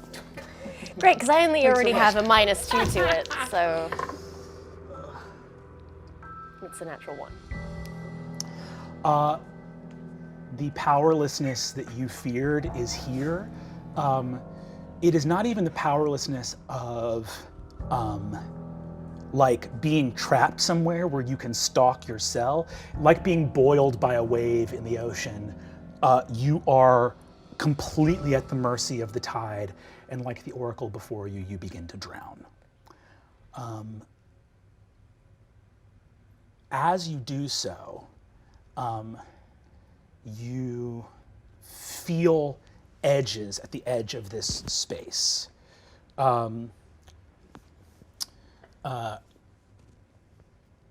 What does Adine do as you are like adrift in this chaos?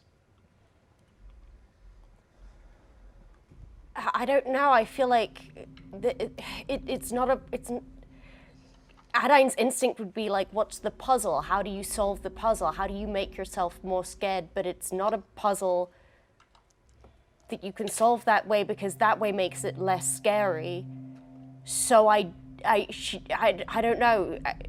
I think that she has to fight as much as she can, because it's scarier to keep fighting than it is to give up. You begin fighting, and as you stay in this sphere, the light begins to fade, and you are in an orb, drowning. No. Floating in this orb, and you see a massive hand pick you up, put you on a pedestal in this orb, and you see, dressed like a carnival barker, is Biz Glitterdew, who goes, Ladies and gentlemen, step right up, step right up. We have here the amazing Elven Oracle. and a crowd of people you're in this like insane carnival, and you see that he does this like carnival barker act. Make an Arcana check for me.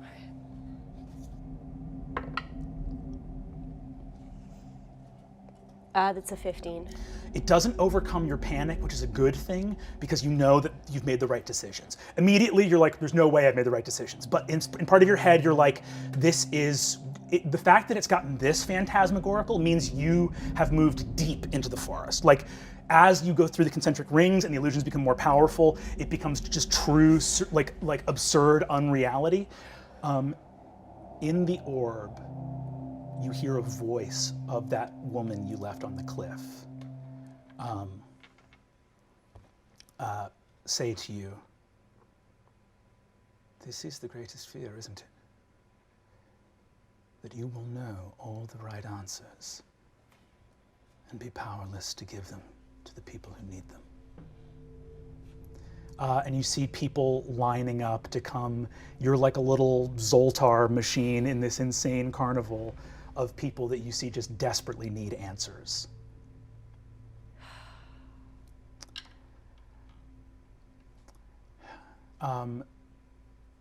We are going to leave Adine there. Riz. What the hell is this? What are you doing in this mirror world? I think in the sort of break from the intense anxiety from Gorgug's message, I think Riz takes comfort in the image of his parents. And then all my friends are there just making out, right? Yeah. I take comfort in seeing my friends there making out. Not in a weird way. How much comfort? Normal amount of comfort. And then I guess I say to Baron,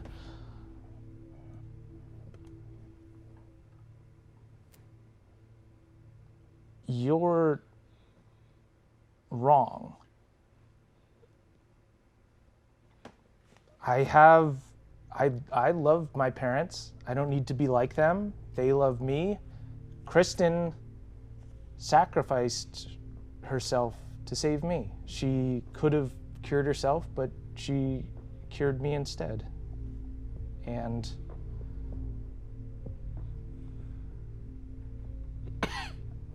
yeah, I love my friends and they love me.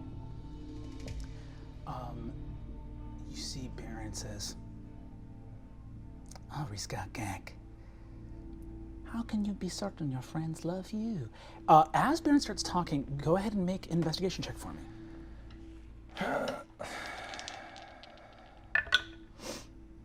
23. Ooh, baby. Mirrors can't be real. None of this is real. You look around, and as Baron begins to sort of go, like, what are you to your friends, other than merely a detective? Tell me, Gorgug, your close friend, Penny Luckstone, who you searched for so much, did you spend much time together, or did you like her more when she was a mystery and not a person?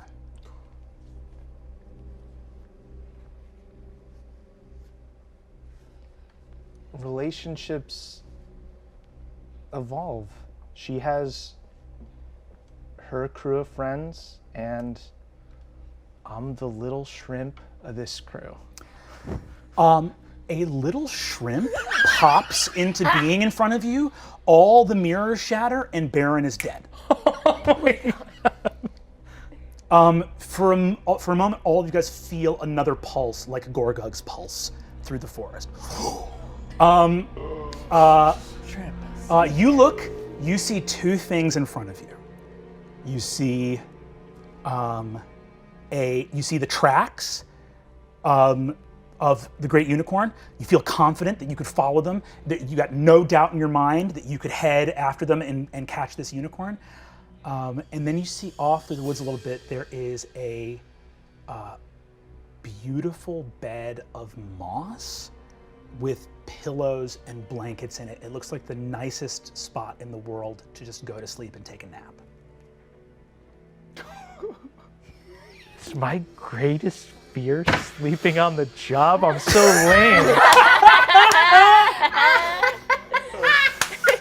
Oh, come on, dude.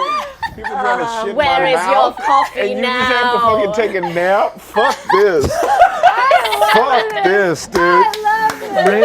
Riz bravely walks towards the bed. Bravely takes a nap. Fuck you.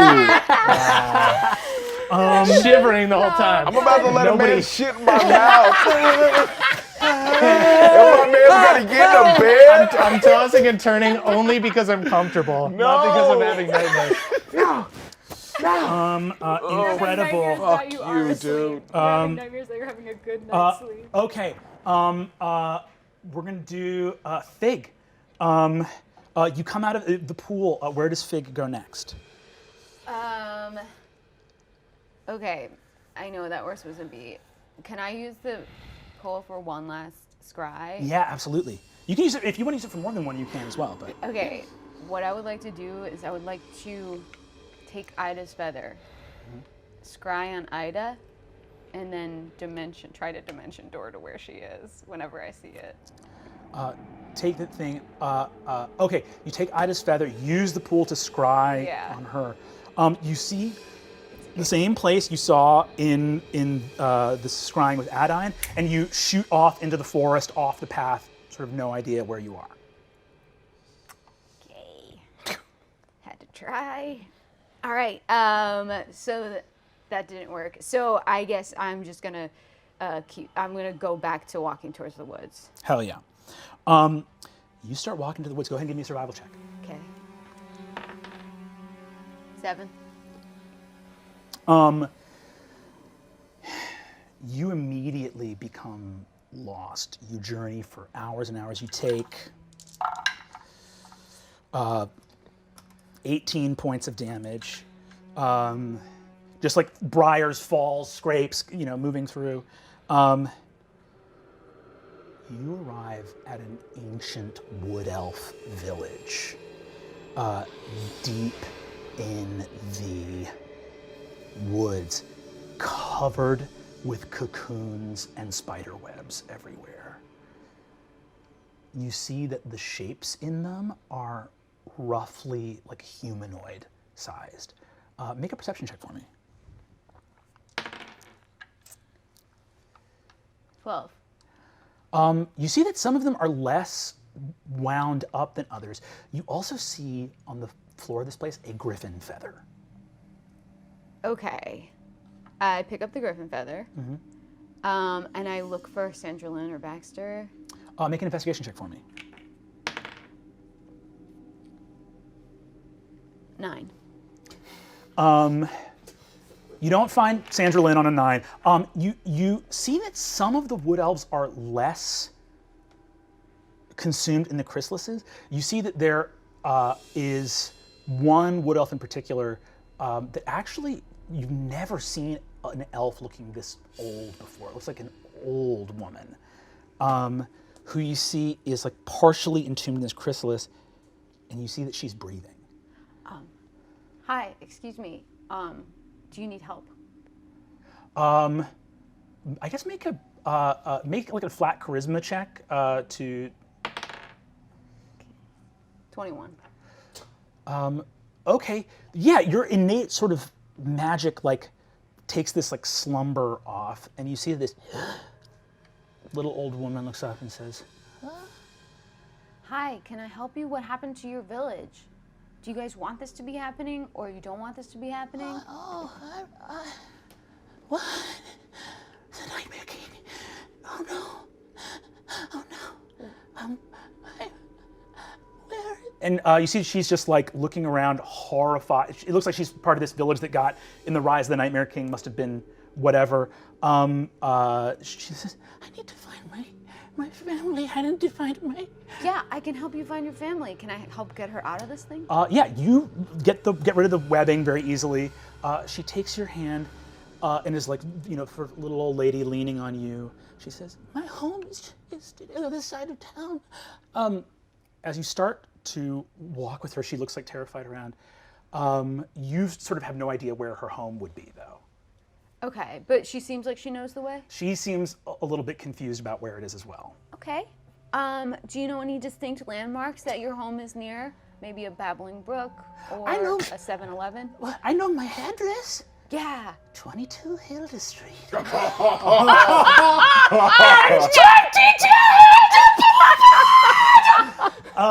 see that she, from the distance, you hear, my big dog is tied up outside. Okay. What do you want from me? She grows another set of arms. They all have claws and starts running at you screaming. Okay. I'm gonna just fight her. I'm gonna fight her. Okay, you wanna fight? Let's fight. Fight Hilda. I'm gonna fight you. Hilda. Incredible. If I best you, I get to officially be Hilda. You begin to fight Hilda. These are the rules of this combat. Two Hildas enter. Perhaps I'm. Oh my God, are you you okay? okay? Yeah, I'm okay. Oh no. Sorry. Terrifying. Perhaps I'm Keep supposed going, to keep run going from with the her, scream. but I think yeah. Cool. I'm gonna say you see a dog a German shepherd the size of a dragon out the shit. charges out of this Okay, forest. I run then. Yeah, I run. Never mind, you can keep the name. It wasn't much use to me anyways. You tear off after you tear off. Oh no! I'm sorry. It's okay. Grabbing Allie's chair. Don't tell them. Nobody tell them. Nobody that I tell did them. this. And when they fall off, we'll have a big laugh. Yeah, real alley move to fall off their chair.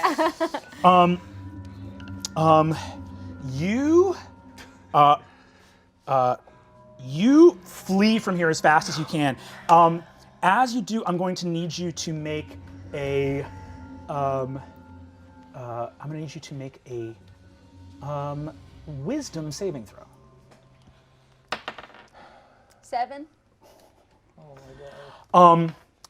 You flee from this village as fast as you can, and boom, freeze and spot float in the air, and magical bindings appear around your arms and legs. Your illusion walks out of the forest.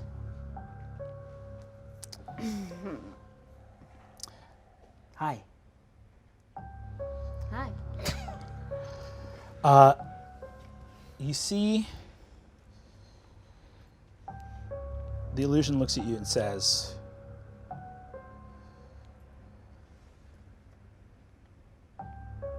"What do you think's gonna happen when I wear off?" And Ida notices the real you.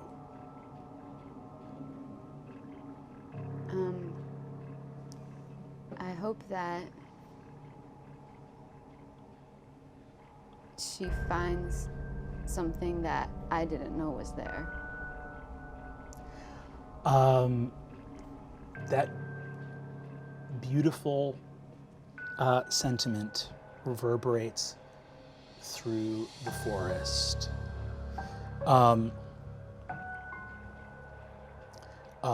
Once again, you guys all feel boom. And you realize that there are no mirrors here and you can't see yourself and you're just looking at this idealized image of you.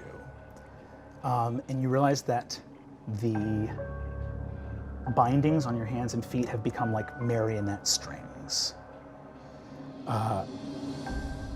What does Fig do as the illusion begins to walk away and you begin to like marionette march behind her? I feel like we are supposed to. I don't know what we're supposed to do. I'm the archdevil of rebellion. I mean, I definitely phantasmal force a bunch of flying scissors to cut myself free. Hell yeah. You begin to snap, try to cut yourself free. And you see that this glyph comes back, and you have a vision again of that crown in that first night's dream that you had. And you feel your confidence sap from you with all the times you've been possessed before. And you see that crown, and you just hear the illusion of yourself speak in your head and say, "Why did you want that crown so much?"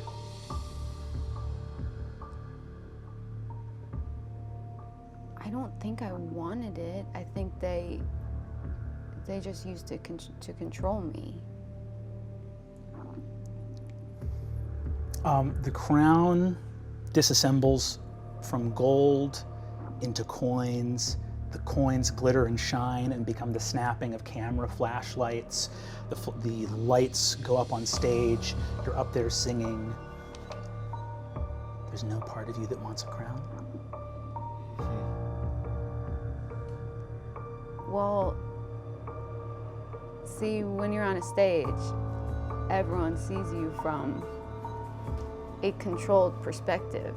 So you can put forth the front that you want to show, and then you can go backstage and be alone, and you can control what people see of you. The puppet strings tighten, and your illusion says, here's all the control you're ever going to have if you depend on me. And you feel yourself marching further into the forest and feel that sense of panic. Give me like an insight or an arcana check. 14. Similar to Adine, there's a terror of like, how beholden am I to the image of myself? But part of you is like, we're going the right way. Like the forest goes deeper. We're gonna cut back to Gorgug. Okay. So. Okay, Mr. Sphinx.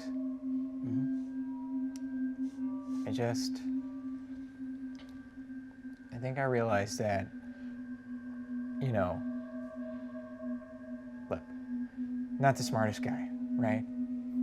But with enough time, I usually figure out what I need to figure out. A lot of people said I couldn't make a cell tower. Definitely could not, but after a while, I figured out something else with the help of other people. Anyways, my point is, eventually, I will solve problems that maybe smarter people can solve in a shorter amount of time. So what my point is, and this is what Gorgug's thinking, is that it's scarier to admit that he is too stupid to figure this out. And it's just gonna say, I'm a dumbass. Eat me, you stupid bug. You think I'm the puzzle solves. And the Sphinx leaps at you, turns into bugs, and is a swarm and dissipates. The door opens, and you can walk through. You solve the puzzle. Fabian, you are in the cave. As I'm running, Or yeah, no, you're not in the cave. You're sprinting through the forest. Yeah. I feel the pulses of the Barty Boys and remember why we're here and the nature of this place. And I stop running. I don't turn around, but I just quietly whisper, shit in my fucking mouth. There he is. The lad who's not a pirate. Yeah, I'm not a pirate, and you're gonna shit in my mouth. And I lay down on the ground. And you, sexy rat, you're gonna fuck me or do weird fucking shit. I'm gonna get fucked, and I'm gonna have you shit in my fucking mouth. And my friends, you're gonna shit in my mouth, and you're gonna fuck me. And I'm gonna save my friends. Just shit and fuck and do whatever the fuck you want. Just do it! You guys feel another pulse spread throughout, and Fabian making the ultimate sacrifice.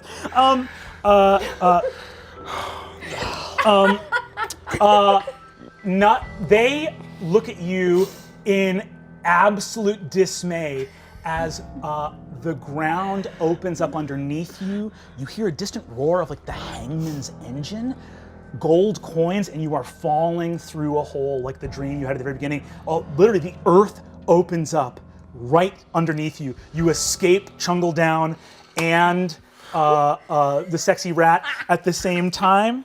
It doesn't make it better. It doesn't. It's just, I was fully ready to have shit in my mouth. I think it might make it better. I don't know. Definitely makes it better. Your mouth tastes better right now than it would. As you fall,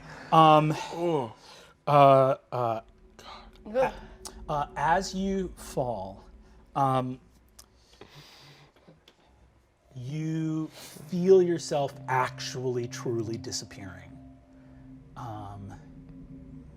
You hear a voice in your ear. It's Cathilda's voice.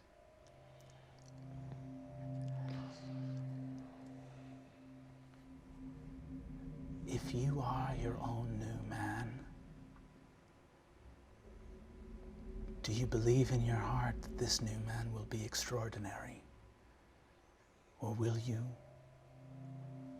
not write your name on the face of the world? And I think Fabian also senses like a trap here. Yeah. Yeah. I think, I mean, I don't know what I will be, but I like the direction I'm going. And I'm not concerned with where I end up, because I like where I am. So maybe I'll never write my face or my name on the world, but I'll be with the bad kids.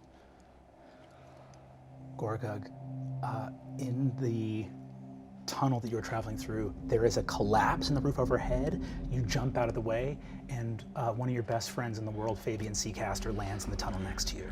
Oh, you, Fabian. You know, you can see Yeah. me? I run and hug Gorgug harder than I've ever hugged anyone in my whole life. I returned the hug. You've never hugged me. Shut up. Amazing. I'm going to say you two guys right now.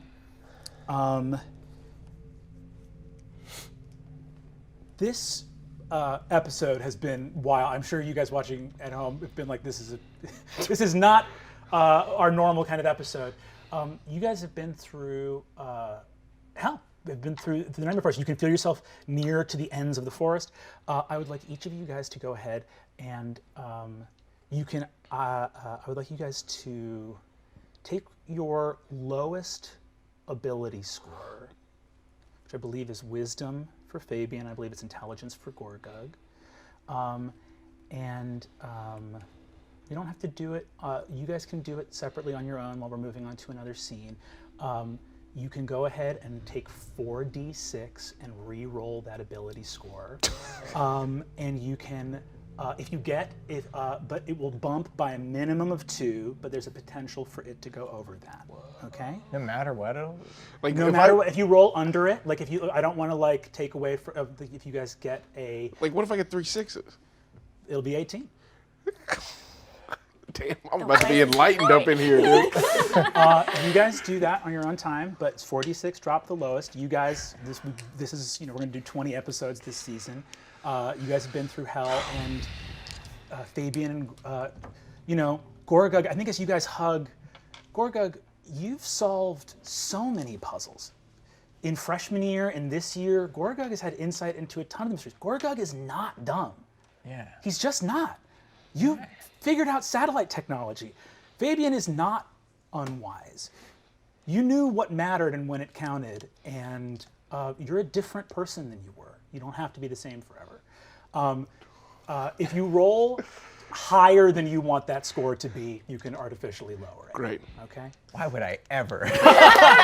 Fabian's gonna be walking around just in a robe all of it. We just want to reflect growth. Amazing.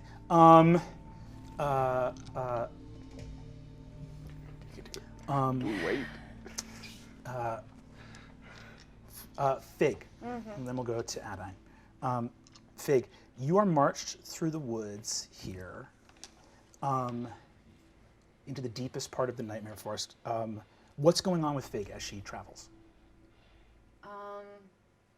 I think she thinks this really sucks, but she knows it's the right thing to do, so she's just trying to enjoy it as much as she can.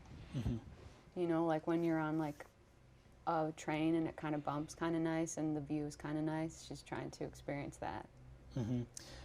You attempt to experience everything you can of moving through this place.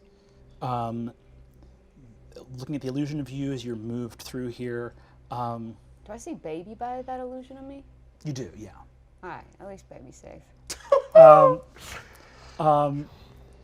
You're moved through deeper part of the forest. As you move through, you feel the water in you, the water you took from the pool, start burning. It cracks and steam bursts because this part of the forest is familiar to you. This is the place where the Celestials are kept, up in their webs. Ida is nearby. Oh, I dimension door now to the place. No verbal or somatic components because you're bound. Heartbreaking, I know. So I can't say anything. I can't pull over.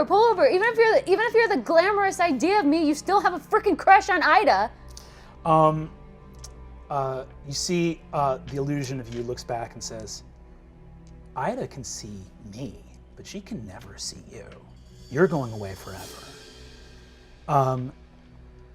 You see the last of the scrying water turns to steam in front of you, and you feel the feather glow. Like you can feel the heat from it in your side. And the scrying changes to, you see what Ida is dreaming in this nightmare forest right now.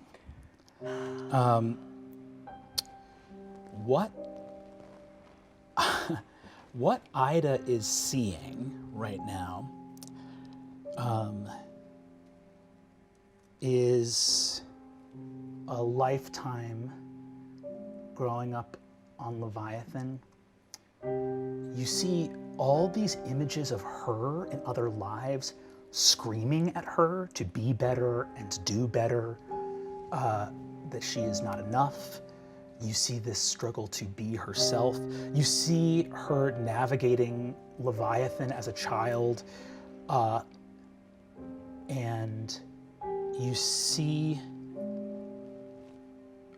this internal monologue shape on her face through all the times that she didn't understand something and nobody explained it to her. And you see you appearing in her life. The you that appears in her life is not the illusion. It's really you. And it's the first person that ever looked at her and saw her for who she was and was kind. And she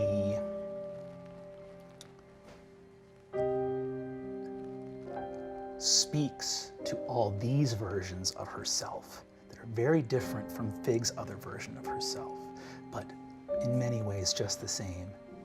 And they say, how could it be logical or reasonable that someone as incredible as Figurath Faith would find any quality of yours redeemable or worthwhile? And you see Ida saying to herself,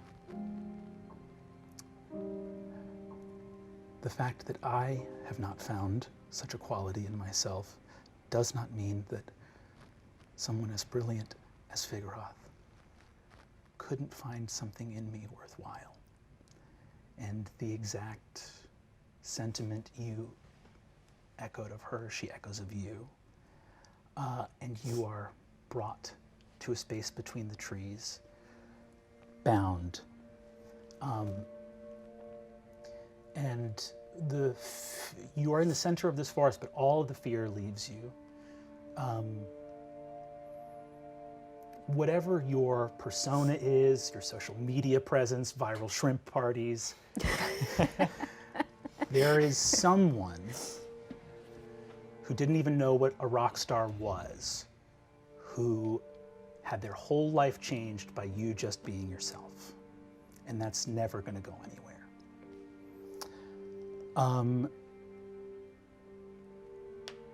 Riz, you're napping.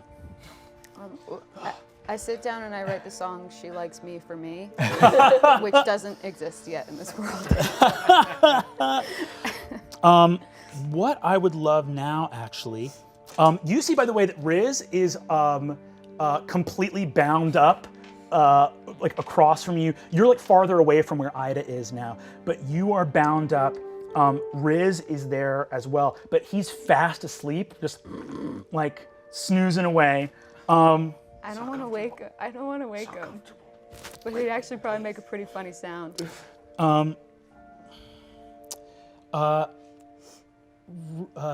Riz and Fig, I want to offer you the same thing that I offered Gorgug and Fabian. In my opinion, it feels like wisdom would be the score for both of you as well, to be given the Actually, sort of. strength is my lowest, but maybe I would boost something else. Yeah, wisdom is the thing that keeps messing me up and making me get controlled. Yeah, I think Wisdom or strength is yeah. my lowest. Is what Yeah. your lowest ones are? Yeah. I think that your solutions to these issues were not strength-based, and Yeah. so I Cool. think I will offer you the same exact thing I offered to Gorgug and Fabian. Oh, wait. Adine. You are in this insane carnival orb. As you are here, you hear the voice of that lonely mourner on the cliffside. You were always very clever, Adine. You've done everything right. Closed your eyes, stepped off the cliff. There's only one thing left for now. This is your last chance to speak with me. If there's anything you'd like to ask.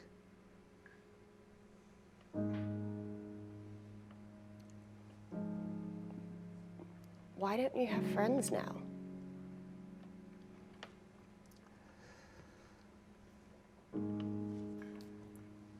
The years will pass on and on.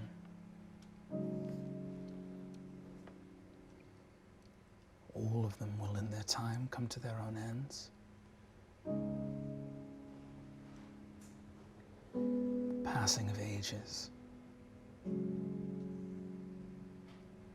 You will stand watch over a world, knowing the answers, but as clear as my sight is, I do not yet know if answers help. The conditions of the world, it may be possible to see forever and still not have an answer.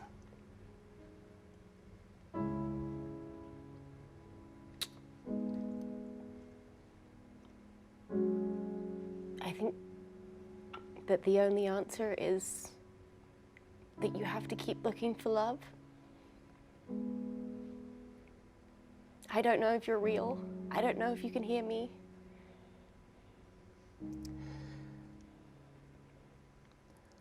Of all your friends, you see the images in the orb begin to appear of Bill, my darling boy, hugging Fabian, the amazing thistles. There you go, bud! And ants on a log. You see Galir and Gorthalax. You see Sklanda rubbing Riz's head. You even see the Applebys, who, as horrible as they were to Kristen, wished that she had stayed. The voice quivers as it speaks to you. Many questions I can answer, and yet one remains as early as any in my life. I do not know why I was so easy to discard.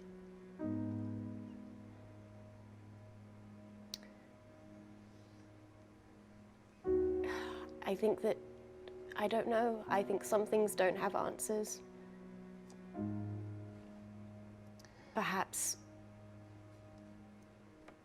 the same reason that you no longer have friends, because the attachment and the potential of loss is scarier than not feeling anything at all?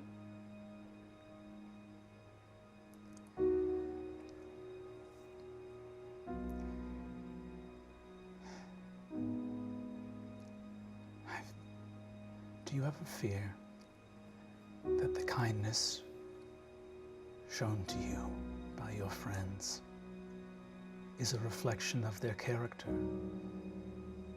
Our family did not love us. And perhaps there is some trait of ours that made that easy. Yeah, I fear that all the time. I fear it every day. But I know that my friends do love me. And so maybe there's hope for us yet. You feel that flicker of hope, and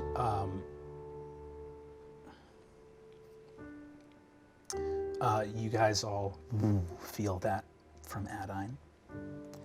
And the voice pauses for a long time and says,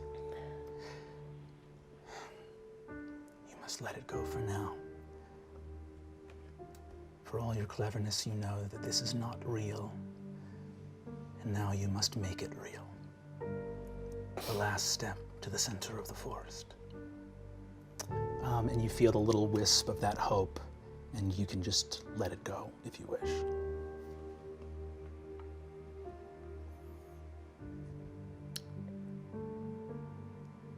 Yeah, I let it go. You know that all of this has been an illusion, and you know, therefore, that there's always been a part of you keeping it from being fully scary because you were sure that you had the right answer. And now you take the last step by making it real. Your orb is no longer filled with water. You appear in the dark heart of the Nightmare King's forest. This clearing is filled with a red glow. You see roiling red eyes and a gem deep in a broken chest as Killian stares at you. You are in a prison orb. Standing before you are your mother, your sister, and your father. Your mother has just finished the spell, summoning you to this orb. She looks up at you. Your sister is not making eye contact with you. She still has many levels of exhaustion and is just staring completely dejectedly at the forest floor.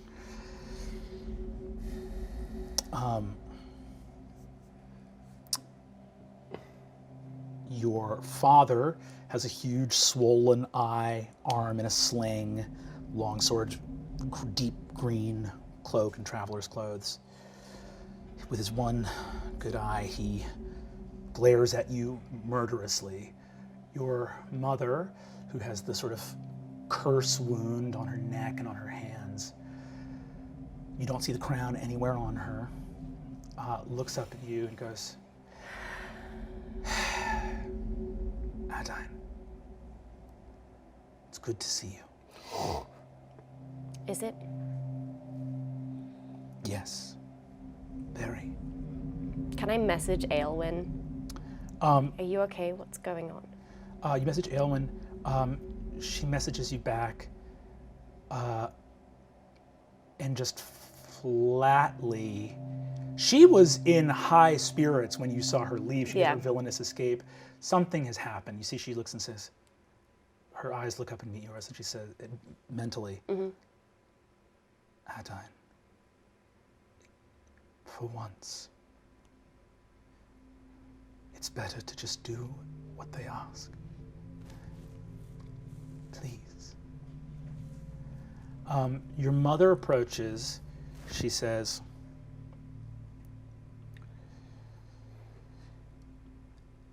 Adine, you should know that your friends are all alive. Nothing bad is going to happen to any of them.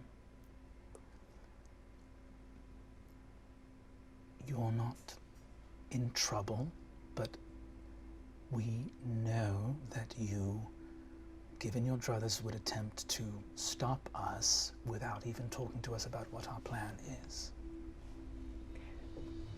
Why would I care if I was in trouble with you?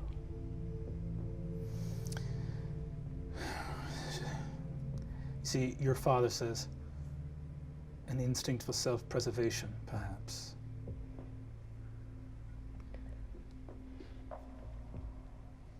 What else can you do to me that is worse than what you've already done? Your father's about to answer.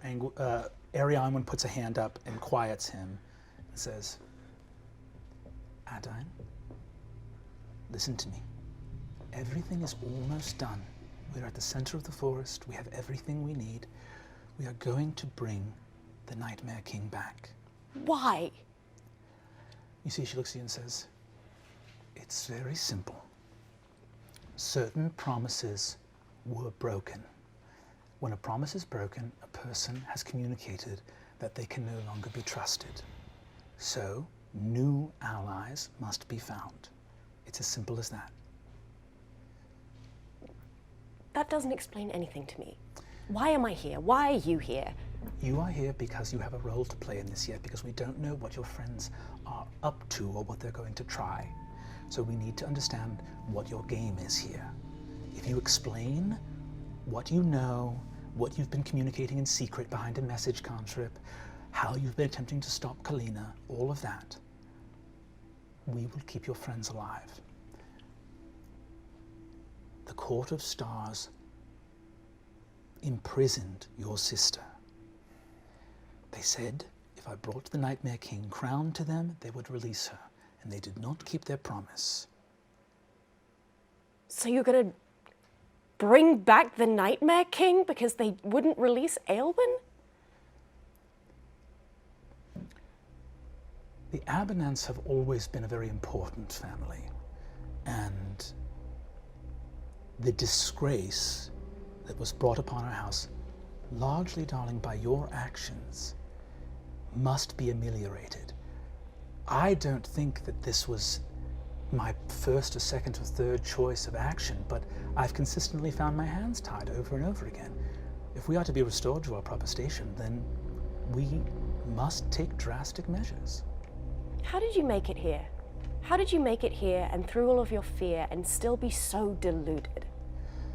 You see, Aelwyn looks up and says, you didn't do a Duskmoss ritual to get through all that? Yeah, we did.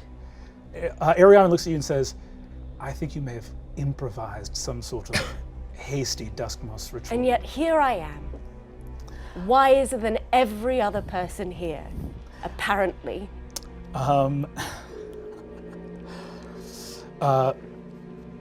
Incredible.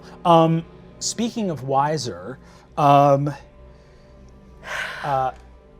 I'm going to offer you the same that I offer to all your friends through this insane phantasmagoria through the forest. For wisdom. You can take it for wisdom if you want. If there's another ability that you probably not, I would say probably wisdom or charisma maybe, but either one you can take that deal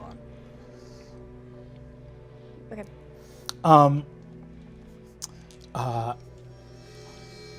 You see Arianwen looks at you and says, darling, I know. She starts crying. She says, I don't know how to make you believe in this family, and I've never known. I don't know why you can't be like Aelwyn and see that we are together. I don't know how to make it clear.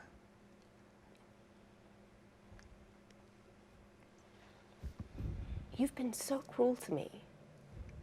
And so loveless to me. Why would I believe in you? My friends were warmer to me on the first day that I met them than you ever have in my whole life. That's not true. I've been a very loving mother.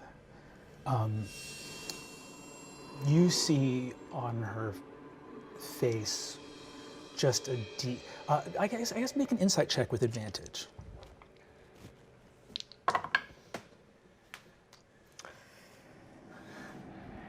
22.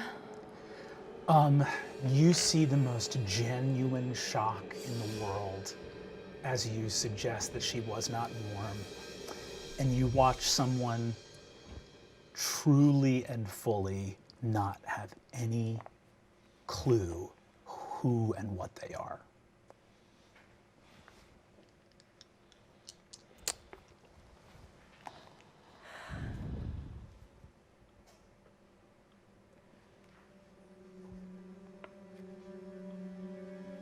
I don't know how to. I don't know how to tell you that I'm so much better than you think I am. Adine, I understand that you believe that, but now is the time to prove it. No. Not in the way that you want me to prove it. Adine, what is that? Love without expectation? What is that? What is expectation without love? That's what you've given me. I'm becoming upset. I don't want to be upset in front of Your you. expectations are idiotic. Look at who I am. We simply don't have time. Angwin, I need to get started. You see that your mom takes Killian, walks out of the clearing. Angwin steps forward with Aelwyn remaining here. Angwin looks up at you and says, when we're done with you, Adine, if you have not come to your senses, I will find what is wrong with your mind, and I will change it.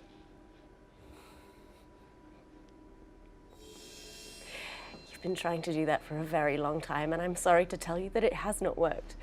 His hand crackles with light, and he says, perhaps I have not been using the correct instruments.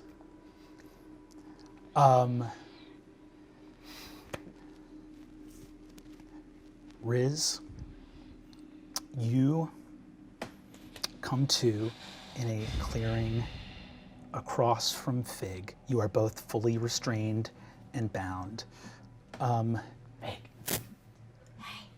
Are you restrained by your blankets? Yeah, I think so. I'm not. Is this what happens every night when people sleep with blankets? Absolutely not. Okay. Yeah. You might have just got super knotted up if you had a bad dream, though. Okay. I'm glad you're okay. Yeah, me too. You guys hear